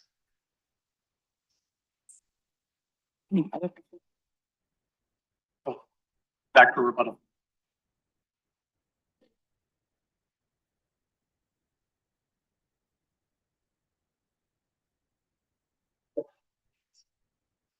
Good morning. Tara Malloy for Plaintiffs of Police Campaign Legal Center, or CLC, and Ms. Catherine Hinckley Kelly. May it please the court. Plaintiffs have argued in both their motion to dismiss and their merits brief that the appeal that the FEC attempts to press here is forfeit, is moot, and it has no merit. My understanding from the earlier questions is that your primary interest is in the merits. So to That's speak. me. I'm just speaking for myself. I find no force to your arguments on forfeiture or mootness, unless you're perfectly happy to let you know. I've prepared the case carefully, and I think those arguments are bogus. I think there are other arguments that are important that we ought to focus on, but you use your time as you prefer. I'm interested in the only threshold issue I'm interested in is the standing issue and whether it's for us to say anything about the scope other than just to decide the threshold issue, or do we need to, because the district court on FEC's view decided too broadly. Although Too many claims, not too broadly in the merit sense, but correctly. claims that the FEC thinks are not properly before. I'll start with the FEC's so-called subject matter jurisdiction argument. The so-called what? Subject matter jurisdiction argument, Go ahead. but it is, Standing. well, that's what it's Okay. on standing. We don't see this as a jurisdictional argument at all. At least it does not concern the jurisdiction of the district court to hear the actual legal claim brought by plaintiffs in this case. Instead, at most, it is a collateral attack on the jurisdiction of a different court to hear a different case, and that is the district court hearing the private action, which is a separately filed case against different parties. Now, let me tell you, as the one who worked on that first case, this case was not about contribution limits or source restrictions. That did not form the basis for the informational standing. Absolutely not. Exactly, exactly. And I would note that the only legal claim brought by the legal complaint here is that the FEC acted contrary to law in dismissing plaintiff's administrative complaint under 30109A8. That is the only legal claim. The basis for standing that this court acknowledged was that the FEC's dismissal of the administrative complaint caused plaintiffs informational harm by depriving us of information to which we were due under FECA, a quintessential informational injury. The plaintiffs have never sought to enforce a contribution limit in their legal case. We have simply sought a ruling that the dismissal was contrary to law. We have never asserted standing in the legal So case. then you're agreeing on the with the basis- concern that's been expressed. The district court may have overreached in suggesting that if the case goes back to the commission is required to consider contribution limits and source restrictions. That's not right. That is a hypothetical. The district court did not order the Right, so FEC to I pay. don't know what we're fussing about. If you're agreeing that there isn't standing to support those kinds of claims, and we wrote an opinion that way, we don't have to say anything more than this case is still about the informational standing that brought the first action here. We are saying that we have confirmed our standing to bring our legal claim, which is under 30109A8, that there On informational standing grounds, exactly. which do not And we are- include contribution limits and source restrictions. And to clarify, the district court simply remanded the case back to the FEC to conform with the decision. It did not order the FEC to take any action with respect to. I think we're fussing over nothing. I think Okay, I you're think so too. agreeing. I think you're agreeing. But I'm maybe disagreeing that the court below overreached by ordering the FEC to take action with respect to contribution limit violations, because the court in no way made that order. It simply remanded the case back to the commission for the commission to conform with the reasoning of the district court. It explained why it believed that the controlling rationale for dismissal was contrary to law, and the FEC simply had to reevaluate the administrative complaint according to the reasoning of the district court. It did not have to find any violations I mean, whatsoever. you're saying it over, you're using think- time.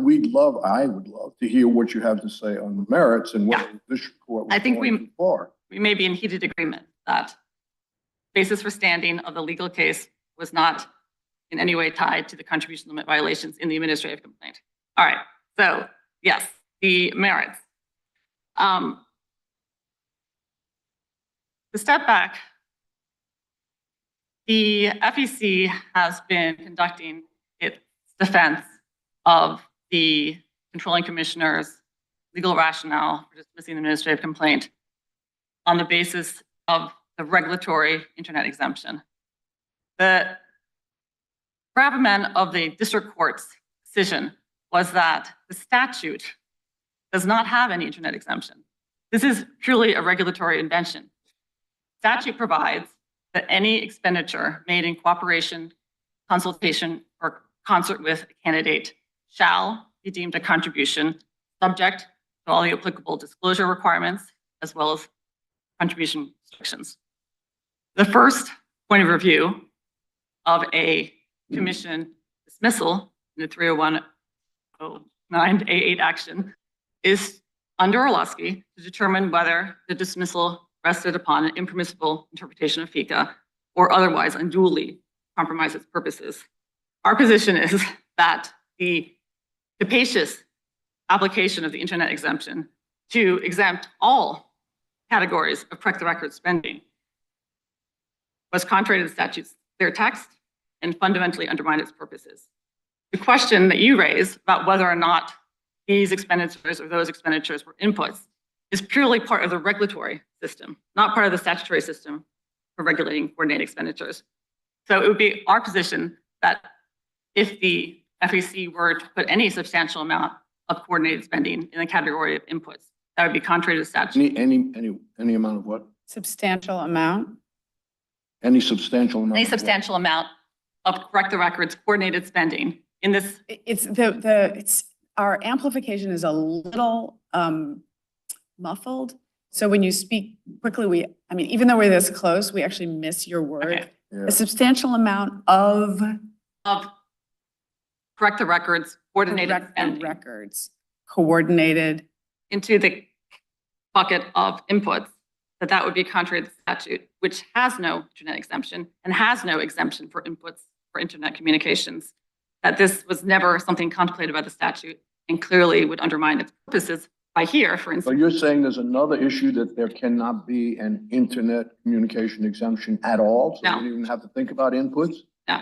Well, then what you're saying isn't helpful to me in any event, because we're trying to figure, the reason we were pushing the line of questioning with the opposition is because Goodman raises a legitimate concern is, wait a minute, you gotta figure out whether or not this is really an input before you decide whether it's within the exempt category. Do you find that useful or not? And what do you have to say about that? He's saying you can't just say you went out to lunch and you do internet work. That's not an input, but there are other things that are, and we can't figure out, that's what Judge Pillard has been saying consistently. What? How do you define it? Right. The internet exemption exempts unpaid internet communications or unpaid internet activity by individuals from coordination. And that's permissible in your view. Excuse me? That's permissible in your That's view. permissible because This is great, isn't it? because Great the- system. You can't hear us and we can't hear you.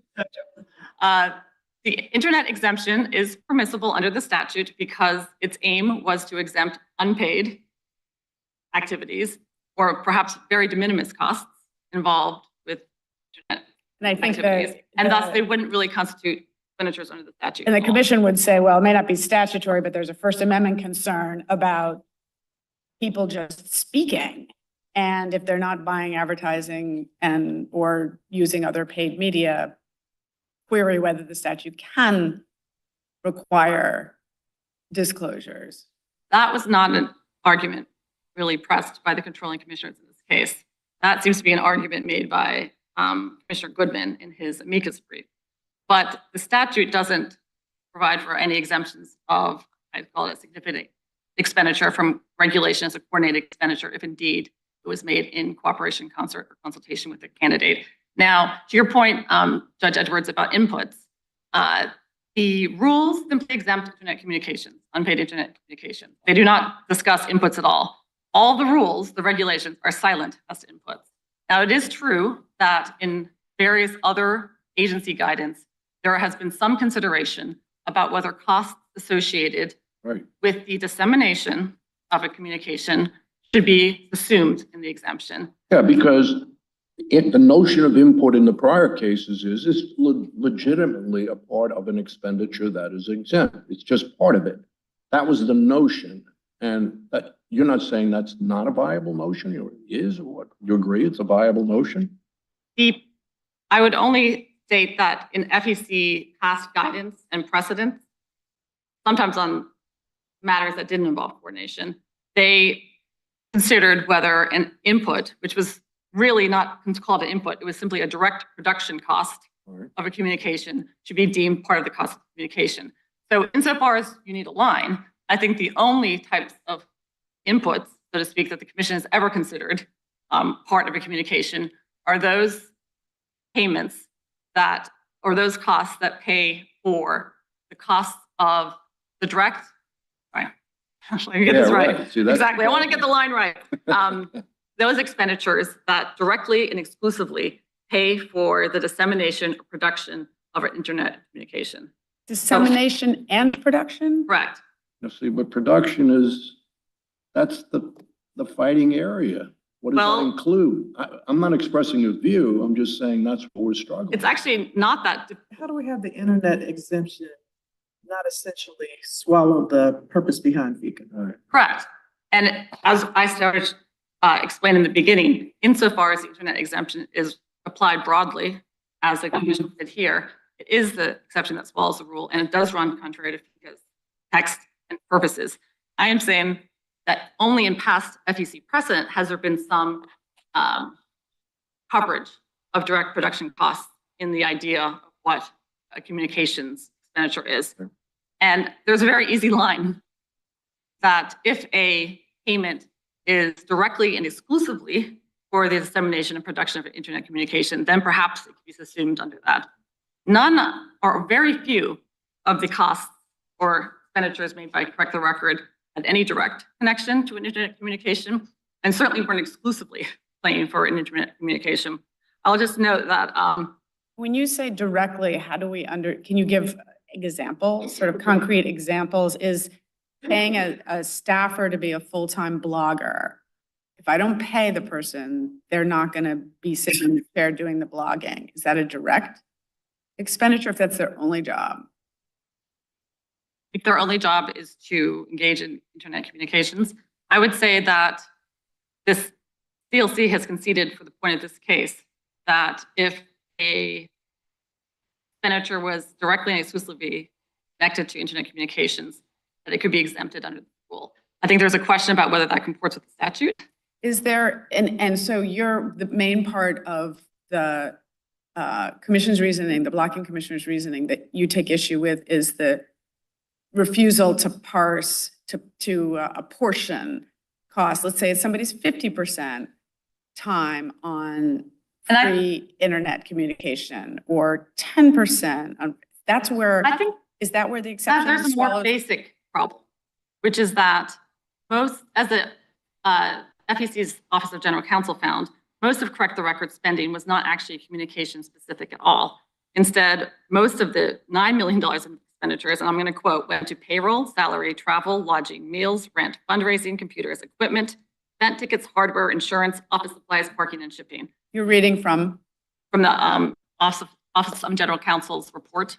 JA 189.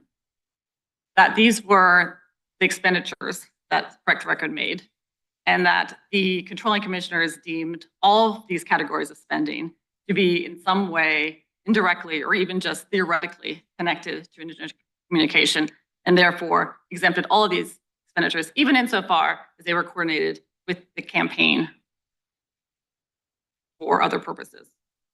I think one other important point is to note that the controlling commissioners did not dispute that there was some completely offline activity going on as well.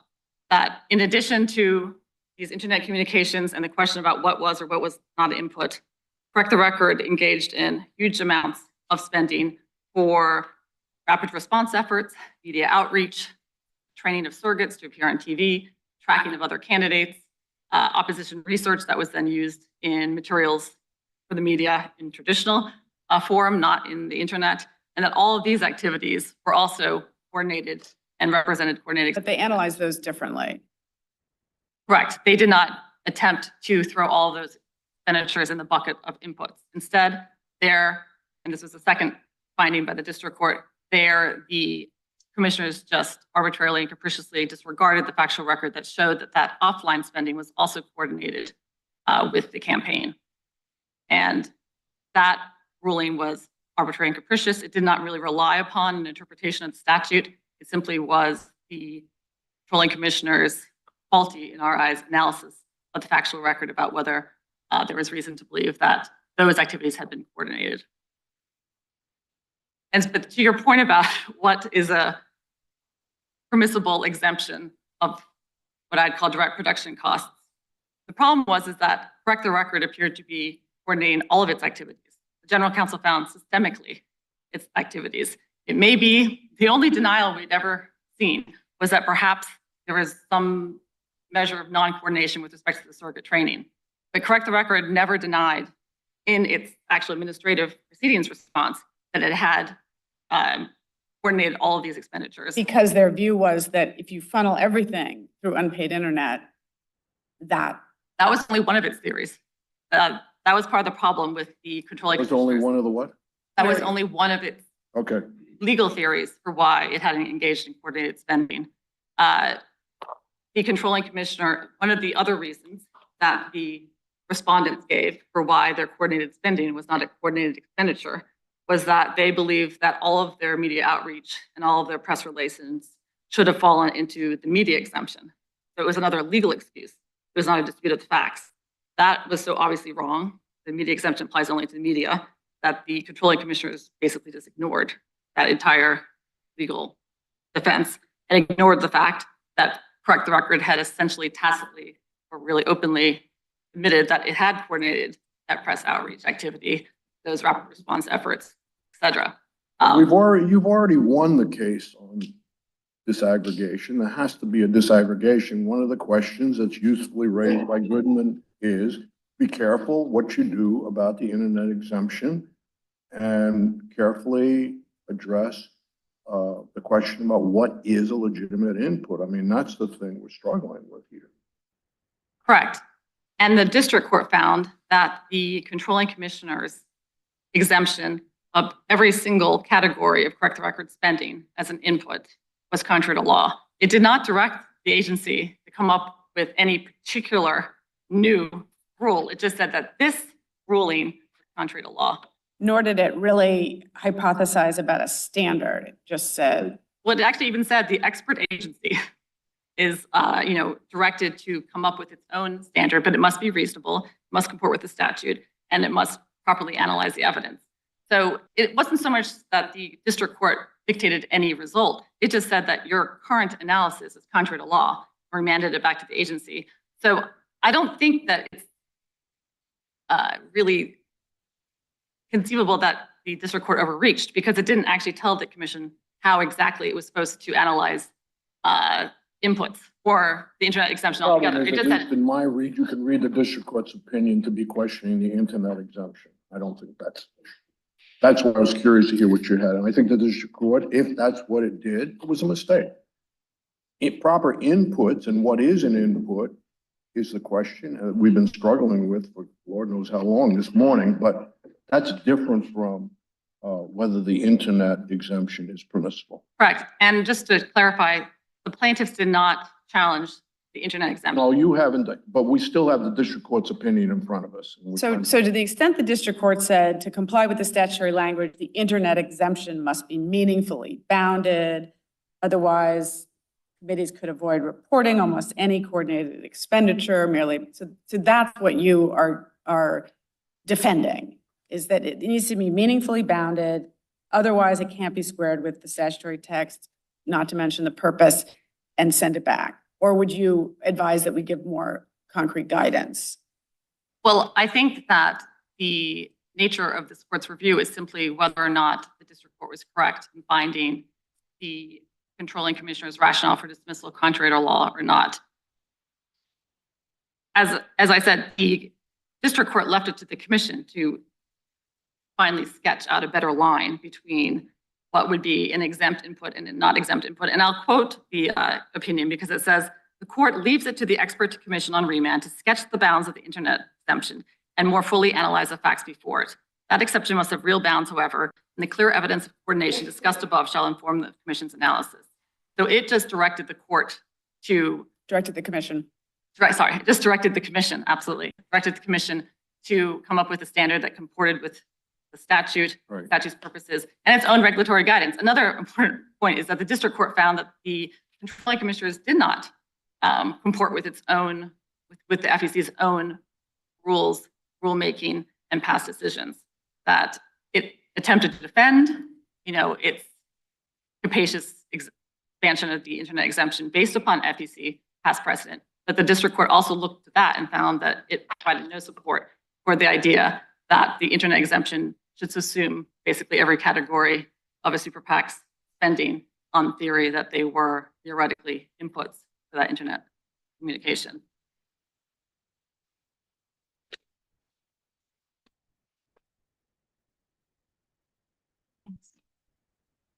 Thank you.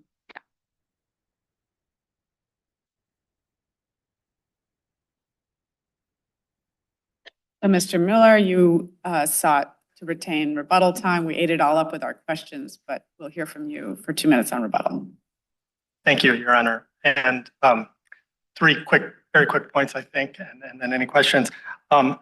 Just a quick point on the standing discussion that was raised by the appellees here. And it's just that from standing isn't a status you obtain and then all of your claims and all of the relief that you seek flows from that. It's analyzed by claim and by relief sought. And so I think that the fact that they have informational standing doesn't allow them to bring in the other claims. He's not fighting that. They have standing. They're arguing there was no reason to believe. The commission is not bound by standing. The commission has obligations under the statute. I'm not sure what your point is. We're not going to direct the commission to limit its consideration. I mean, I would assume we wouldn't. We don't have the authority to do that. Right. I just was pointing out that the contribution limits and source limitations that were not part of. Yeah, but she's not fighting that. Okay. And appellees also raised the point about the statute itself and the statute itself, the reach of the statute itself, going beyond the being distinct from the regulation. And the debate here in this case has been about the definitions of expenditure and coordination, which are in the regulations and were part of the regulatory exemption for the internet exemption. So I just wanted to emphasize that the debate, the disagreement in this case hinges on the definitions that give meaning to the statute, and that's where the litigation has been focused. And then lastly, appellees were arguing about the coordination status, and I did want to point out that this statement of reasons analyzed that transaction by transaction, looked at not whether there was some broad statement that we worked closely with the campaign, but looked at whether there was coordination based on the particular activities. And they found that to be a better approach because people often make statements about what they're doing, but they relied on evidence about what was actually taking place. Thank you. The case is submitted.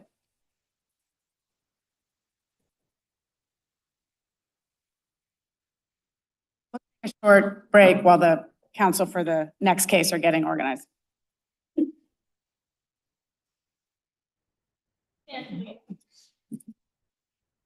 Now, this honorable court.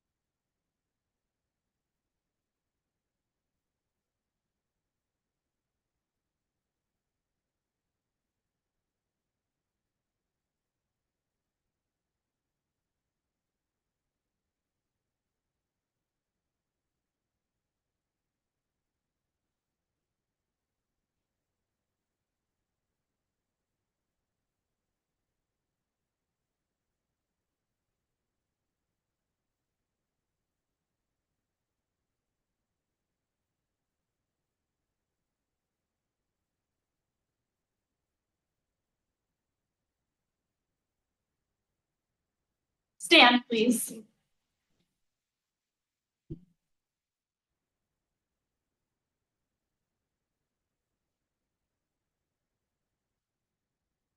This honorable court is again in session. Be seated, please. Case number 22-5253, Concert Investor LLC Appellant versus Small Business Administration and Isabella Casillas Guzman, Administrator, Small Business Administration. Mr. Tice for the appellant and Mr. Silverman for the appellees. Morning, Mr. Tice. You may proceed when you're ready. Thank you. May it please the court. Through the Save Our Stages Act, Congress offered vital aid to small businesses in the concert industry that were devastated by the pandemic. Through a series of errors, the SBA wrongly denied that aid to Concert Investor. Easily qualifies as an eligible live performing arts organization operator. An entity is eligible as long as one of its principal business activities is to produce, organize, or manage live concerts. That describes my client to a T.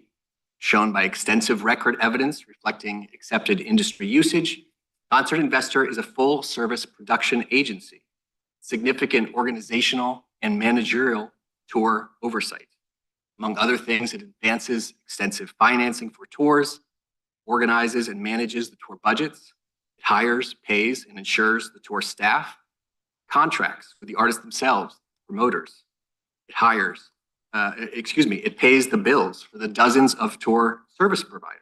We do things like stage managing, power, lighting, sound, rigging, transportation, special effects, and much, much more. In short, it puts it all together for its tours. Besides Concert Investor, every other firm on the 21 Pilots tour discussed in the briefs was a subcontractor. Faced with all of that overwhelming evidence, the government was forced to shift gears in litigation and offered for the first time its unduly stringent ultimate control over all aspects definition. If that were correct, no entity at all would ever be considered a producer because different entities routinely divide ultimate control over different parts of concerts, such as ticketing and marketing versus. Let's start with why you went from theatrical producer to live performing arts organization operator. And then part two of that question is the term produce, according to the statute, would fit both of those categories anyway, right? Well, I'll take both. The first is that the entity, when it was not represented by counsel, submitted an application, thought that that was the category that might describe it the best. The agency's own regulations suggested, though, that once you've submitted an application, you can feel free to change it to abide better by the frequency. Number two, I don't think it's the same definition for a theatrical producer and for a live performing arts organization operator. No, I'm not saying it's the same definition. I'm saying the term produce is within both, if you look at the statute. You're right, Your Honor. It is in both, but I do think that the agency itself treated those two terms differently. If you look at their frequently asked questions, I believe it's page 735, I believe is the relevant one. It defines theatrical producer separately from performing arts organization operator. So it suggested that the roles that an entity would play in those two contexts are different. That's what the agency's view was, and we agree too. It seems that Congress intended to provide broad relief to a large category of industry players. To be sure, those with organizational and managerial and production roles, but still a broad category. And it wanted those definitions, as both my client and the government agree, to be interpreted using the accepted industry definition. And I do think there are some relevant differences between the theatrical industry, the concert industry, the movie and film industries, and other sort of production. How do we get to what you say they're looking at as all aspects of production, but then how would you more narrowly define it? You know, again, using the category of produce, because the statute does have commas in that it indicates produce, comma, manages, comma, or host live concerts, et cetera, That's right. which suggests that each one of those terms could be sufficient to qualify you. That's right, Your Honor. I think they're all independent, but I also think that ordinarily in statutory construction contexts like this, you'd look at them, they can to some extent inform neighboring words. So for example, it might not be the case that anybody who could said to be produce a very small discrete aspect of the show would be equivalent to someone who manages or organizes it. So I think a word is known by the company it keeps. Produces here suggests that same sort of managerial or supervisory role. But I think the all aspects definition just goes way too far. It just makes no sense in the way that concerts are actually put on. And so the main thing you've identified, so you sort of have two buckets of challenges. One is that they've given a definition of live concert production that is in conflict with the statute, but then you also have to deal with the factual determinations, and you say that they're unsupported or arbitrary. On the first question about the legal, the challenge you make is to the all aspects, that have to ultimate control over all aspects. It is, Your Honor. We just don't think that's supportable. We don't think it makes sense on its own terms. I can get into that if you like, but it's primarily to the all aspects. We agree that a producer tends to be, again, sort of a supervisory managerial role. We would define it as something more like, again, we think it was the SBA's job to define in the first instance, but putting that aside, if we were to define it, it would be something like the entity or entities with organization or managerial control over many significant aspects of a show based on industry understanding. Flexible definition, it's a functional definition. That's actually the way it is used in the concert industry. The all aspects problems. Right, so it's the all aspects, but they also, as I read, the SBA determined that Concert Investors was only responsible for lighting. So there's sort of the definitional side, but also even under a definition that would allow more than one, or where it wouldn't have to be all aspects. So do you have to also win a challenge to the reading of the record in order to prevail? Well, I think we do need to show, Your Honor, that we're not just a mere service provider, but I think it's really important what it means to be just a mere service provider. We accept that the person who is actually hired by Concert Investor to install the rigging, or the person hired by Concert Investor to perform the stage managing function, those are service providers. Those are providing services to eligible producers, artists, promoters, et cetera, those who might be eligible in the statute otherwise.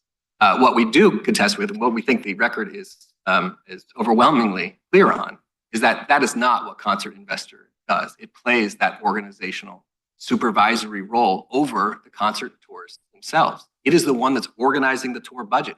It is the one that's paying all the invoices for everyone on the show. It's paying the lighting installer. It's paying, we have a list of invoices on pages 13 and 14 of our brief. It's things like stage managing, graphic design, staging, power generation and distribution, audio package, LED package, lighting package, screen media server package. I could go on and on, video crew and equipment, special effects, lasers, smoke generators, et cetera. It would make no sense for us to be a service provider that would then be paying the invoices for all the other service providers on the tour. And as I said before, other than Concert Investor, every other entity was a subcontractor. Now, is the record sufficient for us to confidently so conclude that every other entity was a subcontractor? There are entities mentioned in those invoices that are subcontractors of Concert Investors, but we don't actually know whether there was some financial guru on, in some other bucket of activities, whether there was some, music investors, entity that was side by side that could produce a similar record that looks exhaustive. But what would we look to in the record that would help us exclude the unknowns? Understood, Your Honor. And it's a good question, but I do think there's lots in this record that actually does show that. I think, again, going back to industry usage, I think that's sort of a critical component of this. And I think the government agrees that industry usage is important, but they find industry usage from dictionary definitions where we've pointed to things that show how the industry used those terms. So to answer your question, things like the magazines that described us as a production agency or said that the articles seem to describe you and then some other individual's name with somebody that was in charge of the lighting. Was that somebody that was part of Concert Investors or under Concert Investor supervision or contract? Well, Concert Investor was not only a technical producer in the sense it was paying everyone's salaries and it was hiring the tour staff and it was transporting the equipment from one continent to another. It was also in charge of a lot of the creative elements too. And frankly, I think that's where a lot of this confusion came in. Because Concert Investor does so much for the show, it doesn't just oversee at a very high level the budget. It also does things like get its hands dirty and programs lighting and sound cues. So, but it confused the agency to think that's all it was doing. That's not the case. So there are two magazine articles. One of them is, you don't have handy I have the sites handy. JA sites. One was 671 and the other's at 658. Fortunately, one of them, it's just a link to the actual article. But I would encourage you on page, I believe that's the 671. I'll double check. I believe that's the 671. But I encourage you to go to that too, because you could read the whole article.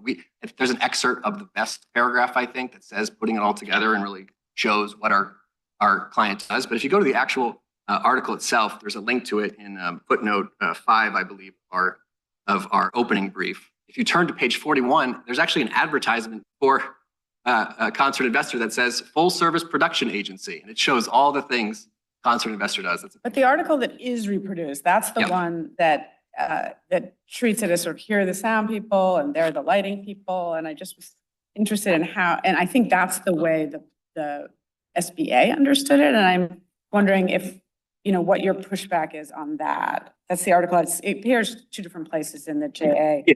Well, these are magazines called things like Production, Lights, and Staging News. So it's not surprising to us that they would focus on those sort of light and sound intensive. That's what But what I took to be saying, and maybe this is wrong, is that they're attributing the lighting not to Concert Investors, but to somebody else. Lighting is absolutely attributed to Concert Investor. I think later on in the article, they talk about another person with the sound engineering role.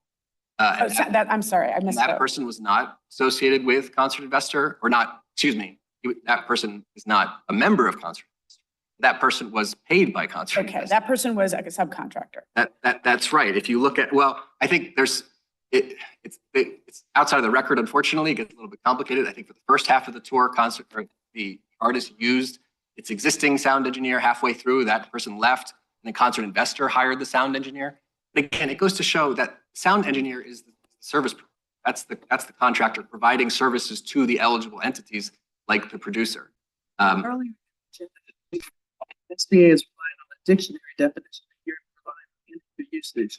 But if you use the term produce from the dictionary definition, it could mean different things depending on your role, like if you're in film, if you're in a play, absolutely, in a concert. Okay. So we're not, when we say all aspects of production, that's even further defined by the particular role. I think that's right, Your Honor. And I think our main point there is because it's a flexible definition, and that's what even some of the government's sites, such as the Berkeley music citation suggests, it's a flexible one. It's going to depend concert to concert. That's why it's important to look at the industry usage and also, frankly, why the all aspects definition makes no sense, because in that case, there would almost never be a producer, because there's also always an artist who has control over creative aspects and writes the songs and does other important things.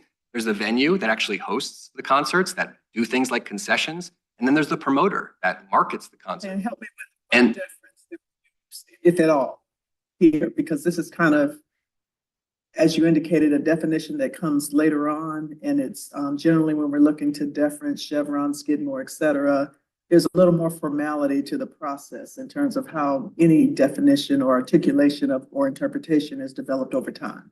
absolutely, Your Honor. And I think that, part of this is a product of it being sort of a rush process. So the agency did not go through notice and comment rulemaking with respect to the different definitions. And in fact, as we pointed out in our brief, I think if you look at page 735, they adopted a definition of performing arts organization operator that seems to us to conflict with the statutory language. But putting that aside, we don't think they get any deference on the statutory construction issue here. This is a question of law for the court to decide what is the definition of producer. That's how the district court treated it below. I think below they asked for Skidmore deference on that question. I think they've abandoned that on appeal by failing to raise it and ask for it. So I don't think they get any deference on that. With respect to the record, it's substantial evidence review. And the place that you were, just as a matter of information, helpfully describing the role of the sound engineer, citations in the record that would pin down the concert investor's responsibility for music, audio rig, Sure. kinds of things that SBA thought you weren't responsible for. And I pulled out some sites, but I actually would be guided by sites that you think are the best sites to establish that. Right. Well, I can give you a few different ones, Your Honor. I think the, let's see, we're just actually looking at this. The sound engineer is called Sound Solution. One of the sound engineers, that's on page 677 of the record. Stage manager, that's separate from sound, that's 678. I pulled a couple other invoices too. For example, VER, we paid them for the audio package. That's at 647. We paid someone called PRG Music for audio equipment. That's at I'm sorry, that's at 647. The VER was at 643. And then we paid Sound Solutions. That's also in the record elsewhere at 560. So those are just some examples. I think the SBA also found that we were at least a service provider for lighting and sound. Actually, to be clear, I think they said at most, but either way, I think it's common ground that we do at least for appeal, we do lighting and sound.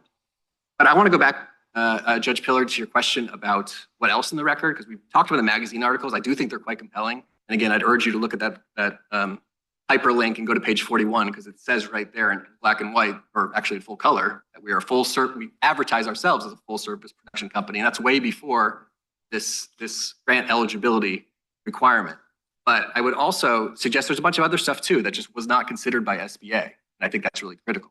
For example, the contract between the Live Nation, which is the promoter, 21 Pilots, the band, and my client that describes us as providing production services for the concert. Of course, there's the contract between concert investor and the band 21 Pilots, which explicitly refers to us. It defines us as a producer. And again, there are no other producers. Page sites. Sure. The contract is, the 21 Pilots contract is at JA 611 through 626. And if you go to 611, it's right there in black and white. It says concert investor, parentheses, capital P, producer, and it's with the band itself. And again, that's what the band hired concert investor to do. And what is your response to SBA's position that you weren't responsible for the music? Well, I mean, it's true we're not responsible in the sense that, again, we didn't run the soundboard during the show. We didn't write the music. We didn't write the songs for the band, but we were managing the entire tour budget, and we were paying all the vendors who were doing sound things. So even if we didn't have creative control over certain aspects of the show, which ultimately is within the purview of the artist, in a show like this, they can decide when they hire a producer to produce their show, they can decide, we want you to do most aspects, but we have the sound covered. Or we want you to do this, but we already hired Live Nation to do our marketing, to do our promoting, and to sell the tickets. So we don't need you to do that, but we do actually want you to play a creative role in designing our show. And that's what happened here. So what's your ultimate remedy here? Because you're not agreeing with the definition of producer to include all aspects of production. And so if we were to reverse, that's the definition that's still there. So are you asking us to define what produce is? Well, again, Your Honor, this is not a situation where you have to defer to the agency. So I think you can and should adopt a definition that makes sense based on the statutory terms. And again, we have some statutory clues that suggest it requires, it's a broad definition and a flexible one, but it includes some organizational, managerial, production role, which again describes what my client does. So I think you can and should adopt that definition. And once you've determined that that definition is the correct one, then you can reverse the summary judgment ruling and hold that the denial of funding was improper because it was we met all the eligibility requirements, including the live performing arts operator organization eligibility. Okay? So in adopting this definition, though, because you're asking us to kind of come up with it based on industry usage, perhaps dictionary terms, but would the definition then ensure that, as I spoke about earlier, these other activities, manage, host, et cetera, would have been individually sufficient to meet the criteria so that that comma matters? That's absolutely right, Your Honor. We agree that it matters. There's an or there. I think anybody doing any single one of those functions. And to be clear, we think we also manage tours and we organize tours. We might even host tours, depending on how SBA wanted to define that term. We don't know. So if that's the case, then could you have just met the definition another way without us defining produce? Yes, Your Honor. I think you could say that I think one way to resolve this is to say under any reasonable conception of what those broad terms mean, concert investor meets it, or at a minimum, the agency was wrong to deny a concert investor's funding. And obviously in that situation, sometimes the case will be remanded back to the agency. Don't think that that is the best course here, at least not a remand without explicit instructions to say essentially that this is the sort of entity that Congress had in mind when it was trying to broadly distribute $15 billion worth of pandemic relief funding. Just because the history of the case, I think it's been 2.5 years since my client applied for this funding. In those 2.5 years, the company has essentially gone defunct as its direct competitors who were awarded funding based on very similar and seemingly ad hoc similar responsibilities and yet ad hoc distinctions among them, have been able to actually bid on those major international tours, those multi-continent tours that my client used to produce shows for and no longer can because of the SBA's mistake. So we would urge that rather than sending it back to the agency and having potentially more delay and more errors, at least if there's a remand, it's with clear instructions about what the agency should be focused on, if not just simply an outright, under any reasonable conception, my client title. And SBA did have a statement going back to whether or not you were responsible for the music. And so do you think that their statement is too broad in the record? And I think I'm thinking about JA site 807 that essentially says it's not even responsible for music, not responsible for the audio or the instruments. Is your response just that we were, it doesn't mean that we individually did it, but we had the subcontracts? We were responsible based on our sworn statement to the SBA, based on the other evidence in the record. We were responsible for each and every element of the tour. Obviously, that doesn't mean literally everything, because again, we didn't do marketing. That was Live Nation's job. But we were responsible for all of the production services that the band needed. That's in fact why the band hired us to perform those functions. We are the eligible entity that was paying all of the service providers who were putting on the show, the ones who were running the sound, who were installing the rigging, who were hanging the speakers. And again, I think my client actually has a broader role than some producers in the sense that they were also very intimately involved in the creative aspects of the show. That's not always true of a producer. A producer can just be at a remove. It was a hands-on producer, started 14 months before the international tour started, that worked very closely with band to develop not only just the overall budget, but also all of the creative elements, lighting cues, the special effects. It made it like the spectacular show that it was. So I think there could be situations where a band doesn't do that, only does the technical stuff and still be considered a producer. It shouldn't be held against my client that it also happened to play this very pivotal creative role in the show, in addition to the managing the overall tour budget and And instruments were the band's responsibility? I don't know. I'm guessing the answer is yes. I will see if my colleagues Yeah. know the answer to that. But again, to be clear, our position is not that we were in ultimate control of all aspects of the show, read literally, just because we think that's nonsensical would be impossible. So there might be small things like, did we pay for the instruments? No, that's the band took care of that. You can imagine a scenario where the band would say, we really need someone to manage this budget for this massive tour, but we have, I love to do lighting cues. I'm gonna do that myself. To me, that wouldn't mean that you're not a producer. It just means that It's more custom to the tour, to the band, to the nature of the Absolutely. Custom is a production. great word. We use flexible below, but it's flexible. It's going to depend on the show. That doesn't mean there's no limit. It doesn't mean that anybody who just does anything for the band, the roadie doesn't qualify as producer under that definition, but kind of read sensibly, we think. I'll make one other quick point, which is that we've been focusing on the word producer, but again, the question is whether one of our principal activities is to produce, manage, or organize. And if you're doing one of those things, it doesn't matter if you're the capital P producer, like in the musical The Producers. It matters whether one of your principal activities is to do that on the level that that Congress had in mind when it authorized this $15 billion funding. So I'm happy to answer any other questions, or I'm happy to pause and Thank you. thank you.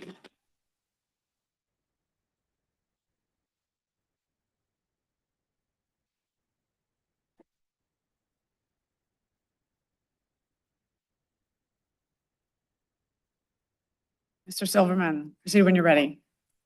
Morning, Your Honors. May it please the court, Bradley Silverman for SBA and the administrator.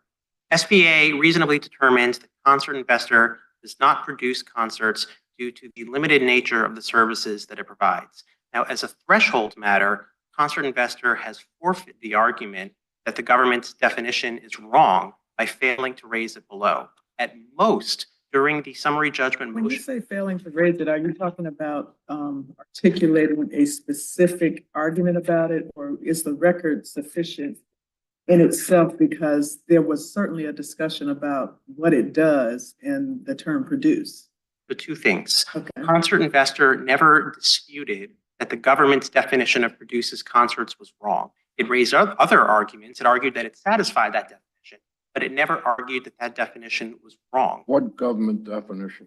The ultimate control or responsibility for all aspects of the All show. aspects of production is council's definition. I'll tell you my concern here.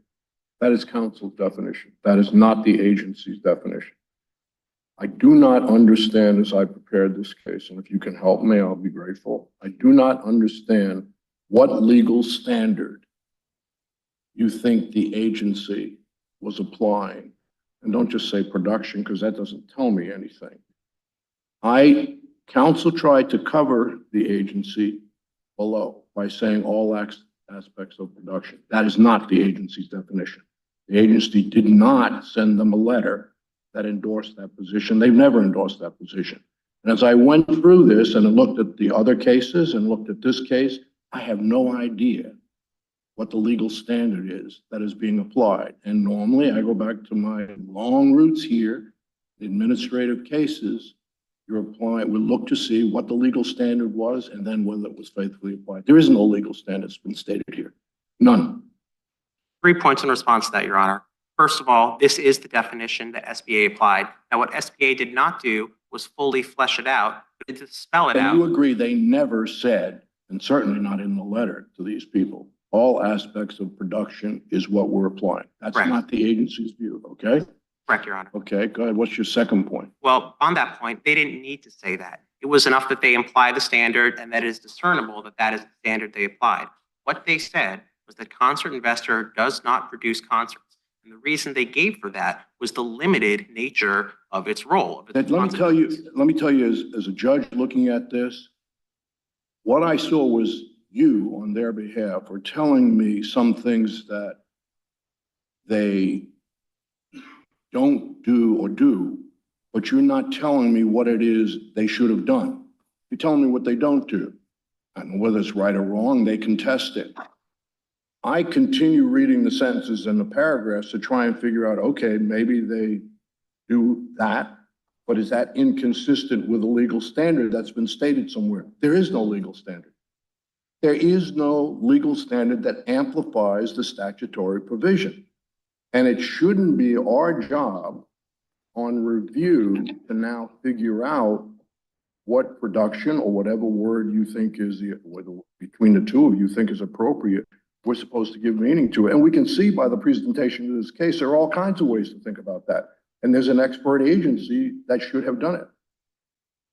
3 points, Your Honor. Very quickly on the first one, then I'll move on to the second and third point. Very quickly, to say what producing a concert is not naturally implies what producing a concert is. So if providing limited services, limited aspects of the show is not enough to produce a concert, then it follows that producing a concert requires more than just a limited role. It implies all aspects of production? That's right. Of course not. Why does it imply that? Even You're if, saying what they did intuitively to you seems too limited. And so you self-servingly say, so the standard must be they have to meet in all aspects of production standard. Says who? The agency never said that. The statute doesn't say that. They say production. It doesn't follow that because the word production is there. That means you must attend to all aspects of production in order to be within the statutory category. Where does it say that? 2 more points, Your Honor. Even if it doesn't We're say, up to number 7 now. sorry? We're up to number 7 point. 7, 7.5, somewhere there. Even if SBA did not say that, and even if SBA should have said that, any error in failing to say that was harmless because this is the definition, this is the correct answer, this is what SBA. How do I know that's the correct answer? Because we've explained it in our brief. Because you said it in your brief. This is a legal question, Your Honor. Sorry? SBA reversed its with respect to application process. SBA has made 3 mistakes in granting funds, but as evidence that this is the standard applies, it acknowledged that these were mistakes, that it should not have done that, and has moved to recoup those funds. If SBA was applying no standard here, then it wouldn't say that it made a mistake. It wouldn't try to recover those funds. Only if SBA has a consistent definition that it actually applies across the board can you even say, we made a mistake in giving you these funds in the first place. You're saying a consistent definition. At what time did this definition, was it derived? I can't point to a particular moment. I cannot point to a particular moment. There. What I can say is that SBA was reviewing tens of thousands of applications. In the course of doing this, it formulates an understanding of what this term means and what satisfies it and what doesn't. But even if SBA did not say this and Chenery requires it to have said so, it would do the same thing on remand. Any error would be harmless because this is a pure question of. I guarantee you, if it went back on remand and we said we need to understand what it is you think the statute means, give us a standard, they would not do the same thing. I'm not talking about the result. I'm talking about explaining what it is they think they're applying. And then we would know whether or not their application is fragile. They would be saying this, Your Honor, but you don't even need to take my word for that because this is a pure question of statutory interpretation. That is when the courts are well equipped to answer. What does the term produces concert means? We did not ask for Chevron deference on that question. We argued this is what the term means. But I don't know where we're going to go with Chevron. That's Sorry? not, I don't know where we're going to end up with Chevron. That's not the issue. But there's no way I can imagine that this court in its administrative law business is ever going to reach a point where we have challenges to agencies' interpretation and applications of statutes, where we ignore what the agency said, because we have to understand how the agency got to the result that it did. So we have to understand what it is the agency thought it was applying. And if the agency doesn't cite a legal standard, then we're not in a position to be able to judge. That's not going to change. That's not about Chevron or anything else. That's the way we have to do business. We have to know what legal standard the agency thought it was applying. That's what's fair to the parties. Parties are entitled to know that. And then they set their cases up accordingly and answer your challenges. You never did it here. And you said you can't cite to anything because it's not there. And I've looked. Your Honor, the question of what it means to produce concerts is a pure question of law. Whether or not a particular applicant satisfies that standard, that's a mixed question. Whether or not Let's go with my comments again. Okay. Organize, comma, promote, comma, produce, comma, manage, comma, or host. So aren't those individual buckets that would essentially individually be sufficient enough to meet, the various categories for granting an application? Yes, So meeting. then how do you distinguish the commas, those words between the commas? Oh, I agree that the commas matter, Your Honor. The fact that there are five different words, you have produces alongside words like organizes, But manage. produce can include promote, right? It Produce includes it. can include manage. It's broader. It includes. Okay, but the point is that if any of these individually could meet it, then why is producing all of a sudden all aspects of? Well, because Concert Investor only applied on the ground that it produces concerts. If you look at their justification statement, they say they produce concerts. That's the rationale they offer. In fact, Concert Investor emphasizes the opinion of its accountant. The Concert Investor places great emphasis on the accountant's words. The accountant says in Concert Investor's submission of its application, Concert Investor's sole business is producing concerts, not managing, not organizing, produces. So at the agency level, the only question put before the agency was whether Concert Investor produces concerts. If you find that in the paperwork submitted and then, just looking at various articles, just anything that just kind of supports the application, that some of it was actually managing, do they then get to, despite that they applied under producing, get it? Because then they articulated another individual category for which they could have qualified. SBA had no obligation to make arguments on Let concerts. them stand or fail on their own application. Yes, Your Honor. Okay. Yes. So I'm confused that, so the determination was they were a contractor solely for light and sound, not a producer. That's correct. And so but reading the record, there's evidence that the SBA doesn't address about being involved in developing creative elements, about retaining equipment needed, including rigging, custom set pieces, special effects, invoicing for power services, submitting an overall custom budget, overseeing set construction, negotiating with vendors, tour staff. How do we account for what looks like on one reading a much broader set of functions than what the SBA is crediting? I would say that Your Honor has just enumerated all the different various aspects of producing the visual elements of a concert. You can describe it succinctly as the visual elements, or you can describe it in Visual and sound elements. The sound role, if any, of Concert Investor is murky and unclear. Counsel in his turn up here said that Concert Investor is responsible for the music, or at least indirectly responsible for the musical aspects of the show, but that is not in the record.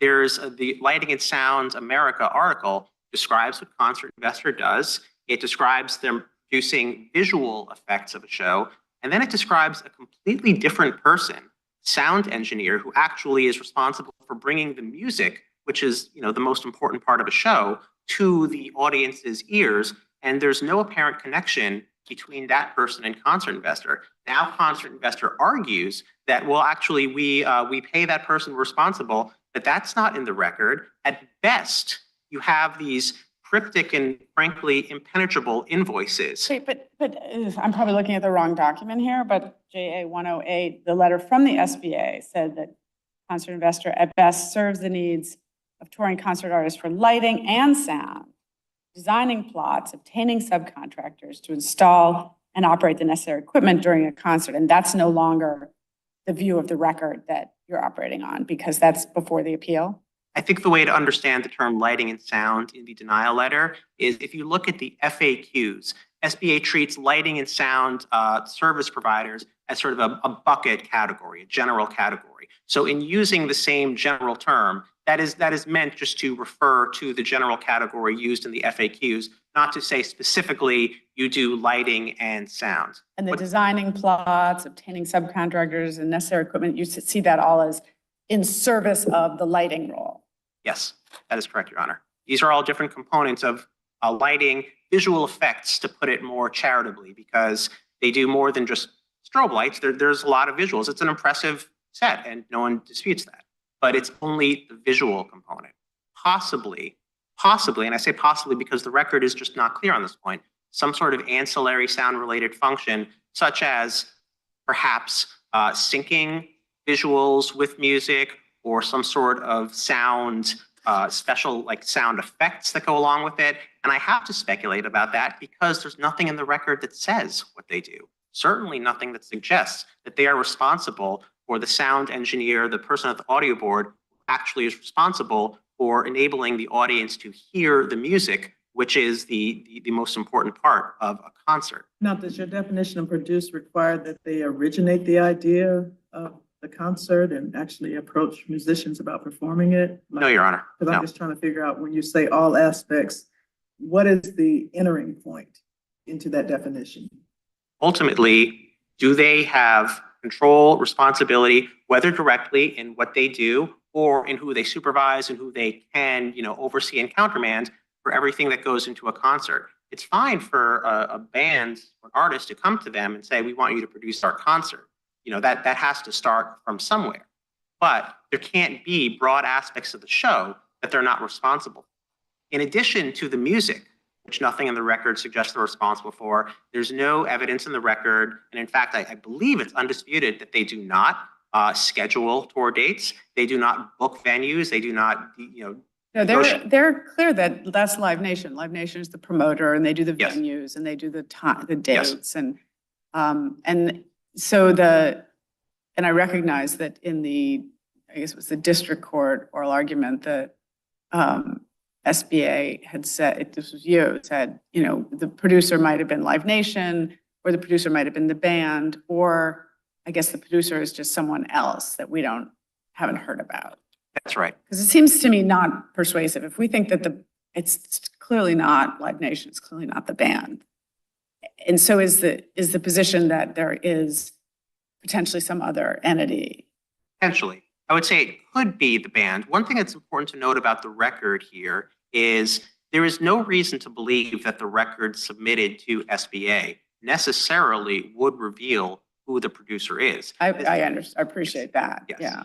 This is a record that they submitted in support of their application. It's possible, and again, I'm speculating because the record supports nothing more, that it is the band ultimately responsible for that. Sometimes a band will have a production company, either that they hire from someone else or that it's their own company. Taylor Swift, for example, has, I forget the name of it, her own production company that does everything for her shows. So it's not her exactly, but it's a company that the band creates and controls. So that could be the case here. It seems, we've got a lot of information. I appreciate that the information is compiled for purposes of this application, but it seems peculiar that there would be no mention, particularly in industry articles. And, I know those are articles. They're not, sworn declarations, but it would be odd if there was no mention to an actual producer. Not necessarily, Your Honor. These are materials that this company compiled and submitted and selected, possibly cherry-picked, for the purpose of trying to persuade a government entity that it should receive several $1 million in free cash. It is not surprising that they might be able to find the best evidence that shows that they perform a large role. That doesn't necessarily mean that they actually are responsible for everything.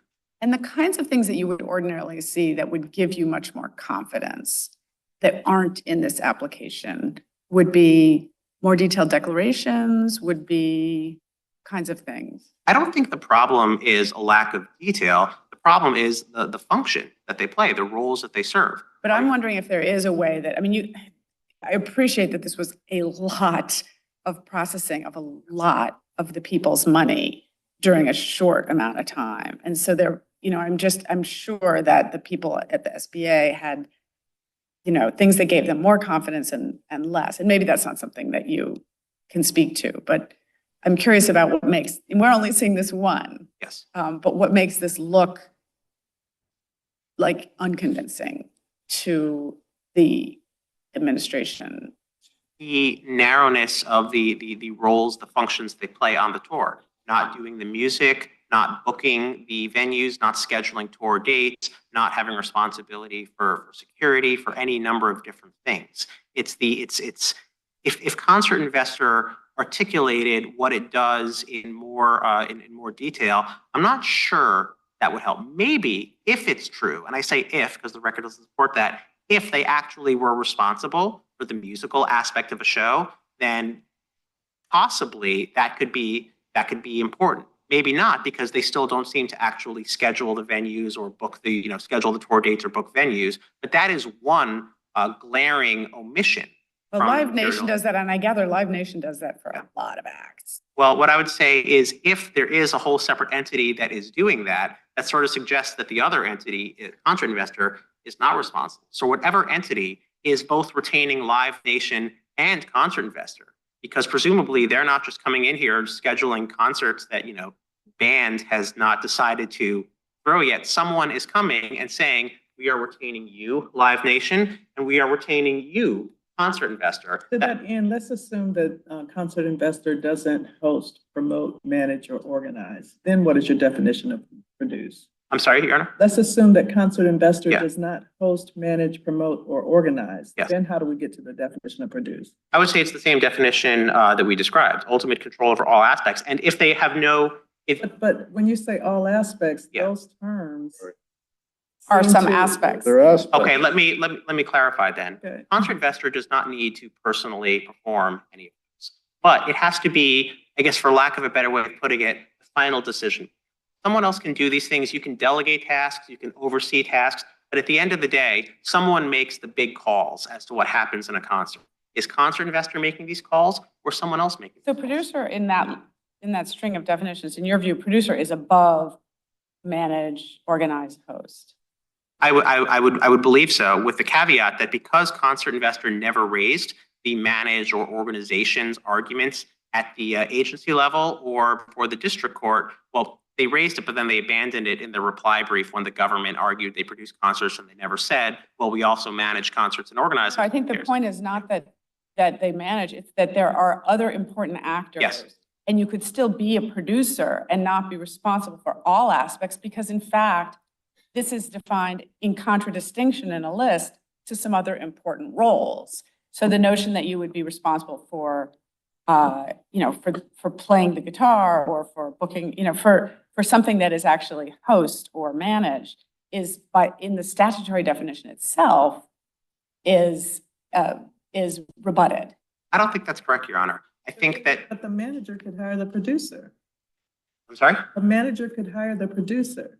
Maybe the manager's below the producer because concert See, all of investor. your answers are maybe. I mean, that's the thing that's driving me crazy in listening to this, the lack of legal standard. Your first answer to the question that my colleague raised was, what would they have had to put in? You said, well, maybe if they put X in, and then you said, well, I don't know, maybe not.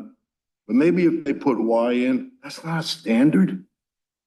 And it's not even the agency doing it. My view is that's what the agency sits and thinks through and makes the decision. You're sitting before a court of appeals and say, oh, I don't know, maybe it could be a good case for them if they use A and B. And then my colleagues are pointing out that there are several terms here. You're not sure, you're thinking intelligently, well, wait, how should I square that for the court so it sounds reasonable? Makes no sense to me. It's not a legal standard. You're just guessing, and you admitted it by saying, I don't know. That's not a legal standard. Your Honor, just one more point on this, and we discussed this earlier. The Chenery Doctrine, under which an agency you can only defend its reasoning that it articulated at the outset, that does not apply to questions of law. That does not apply to questions of statutory. Counsel, let me tell you, there are more cases that I could begin to count to tell you to support what I'm saying. That is, we need a legal standard that we understand that is reasonable, permissible with law, and enforceable. It's got to be comprehensible. Otherwise, the parties who are regulated have nothing to guide them. That's what we look at over and over again, and I know you know that. Your Honor, I would say that the meaning of produces concerts is sufficiently clear as a matter of ordinary use, as a matter of what that term is understood to mean in the concert industry, that it doesn't need to be spelled out. It goes without saying. When we're in law school, we learn how to perform legal analysis, issue, rule, analysis, conclusion. That's the way we're used to writing. But an agency doesn't need to do that, certainly not when it is writing thousands of decision letters or making thousands of decisions. It is enough, even if it doesn't spell out the R aspect of IRAC, its analysis to No, make it what they clear. normally do is to say, we have this statute to enforce, and it has this requirement in this section, and what we, the agency, think that means, and this is what we're going to apply. And all the cases that are going to start pouring in is this standard. And they never did that. First person who did it was you. Your Honor, they addressed the statutory standard, live performing arts organization. They looked at produces and they said, this is why concert investor doesn't produce concerts. Of course, they could have said more. An agency always can say more, but that is what they did. Thank you. Thank you, Your Honor.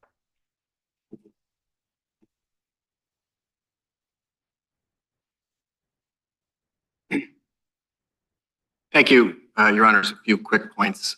I think it's pretty clear that under the government's definition, there would be no producer for this concert, given the acknowledged role of the band and of Live Nation.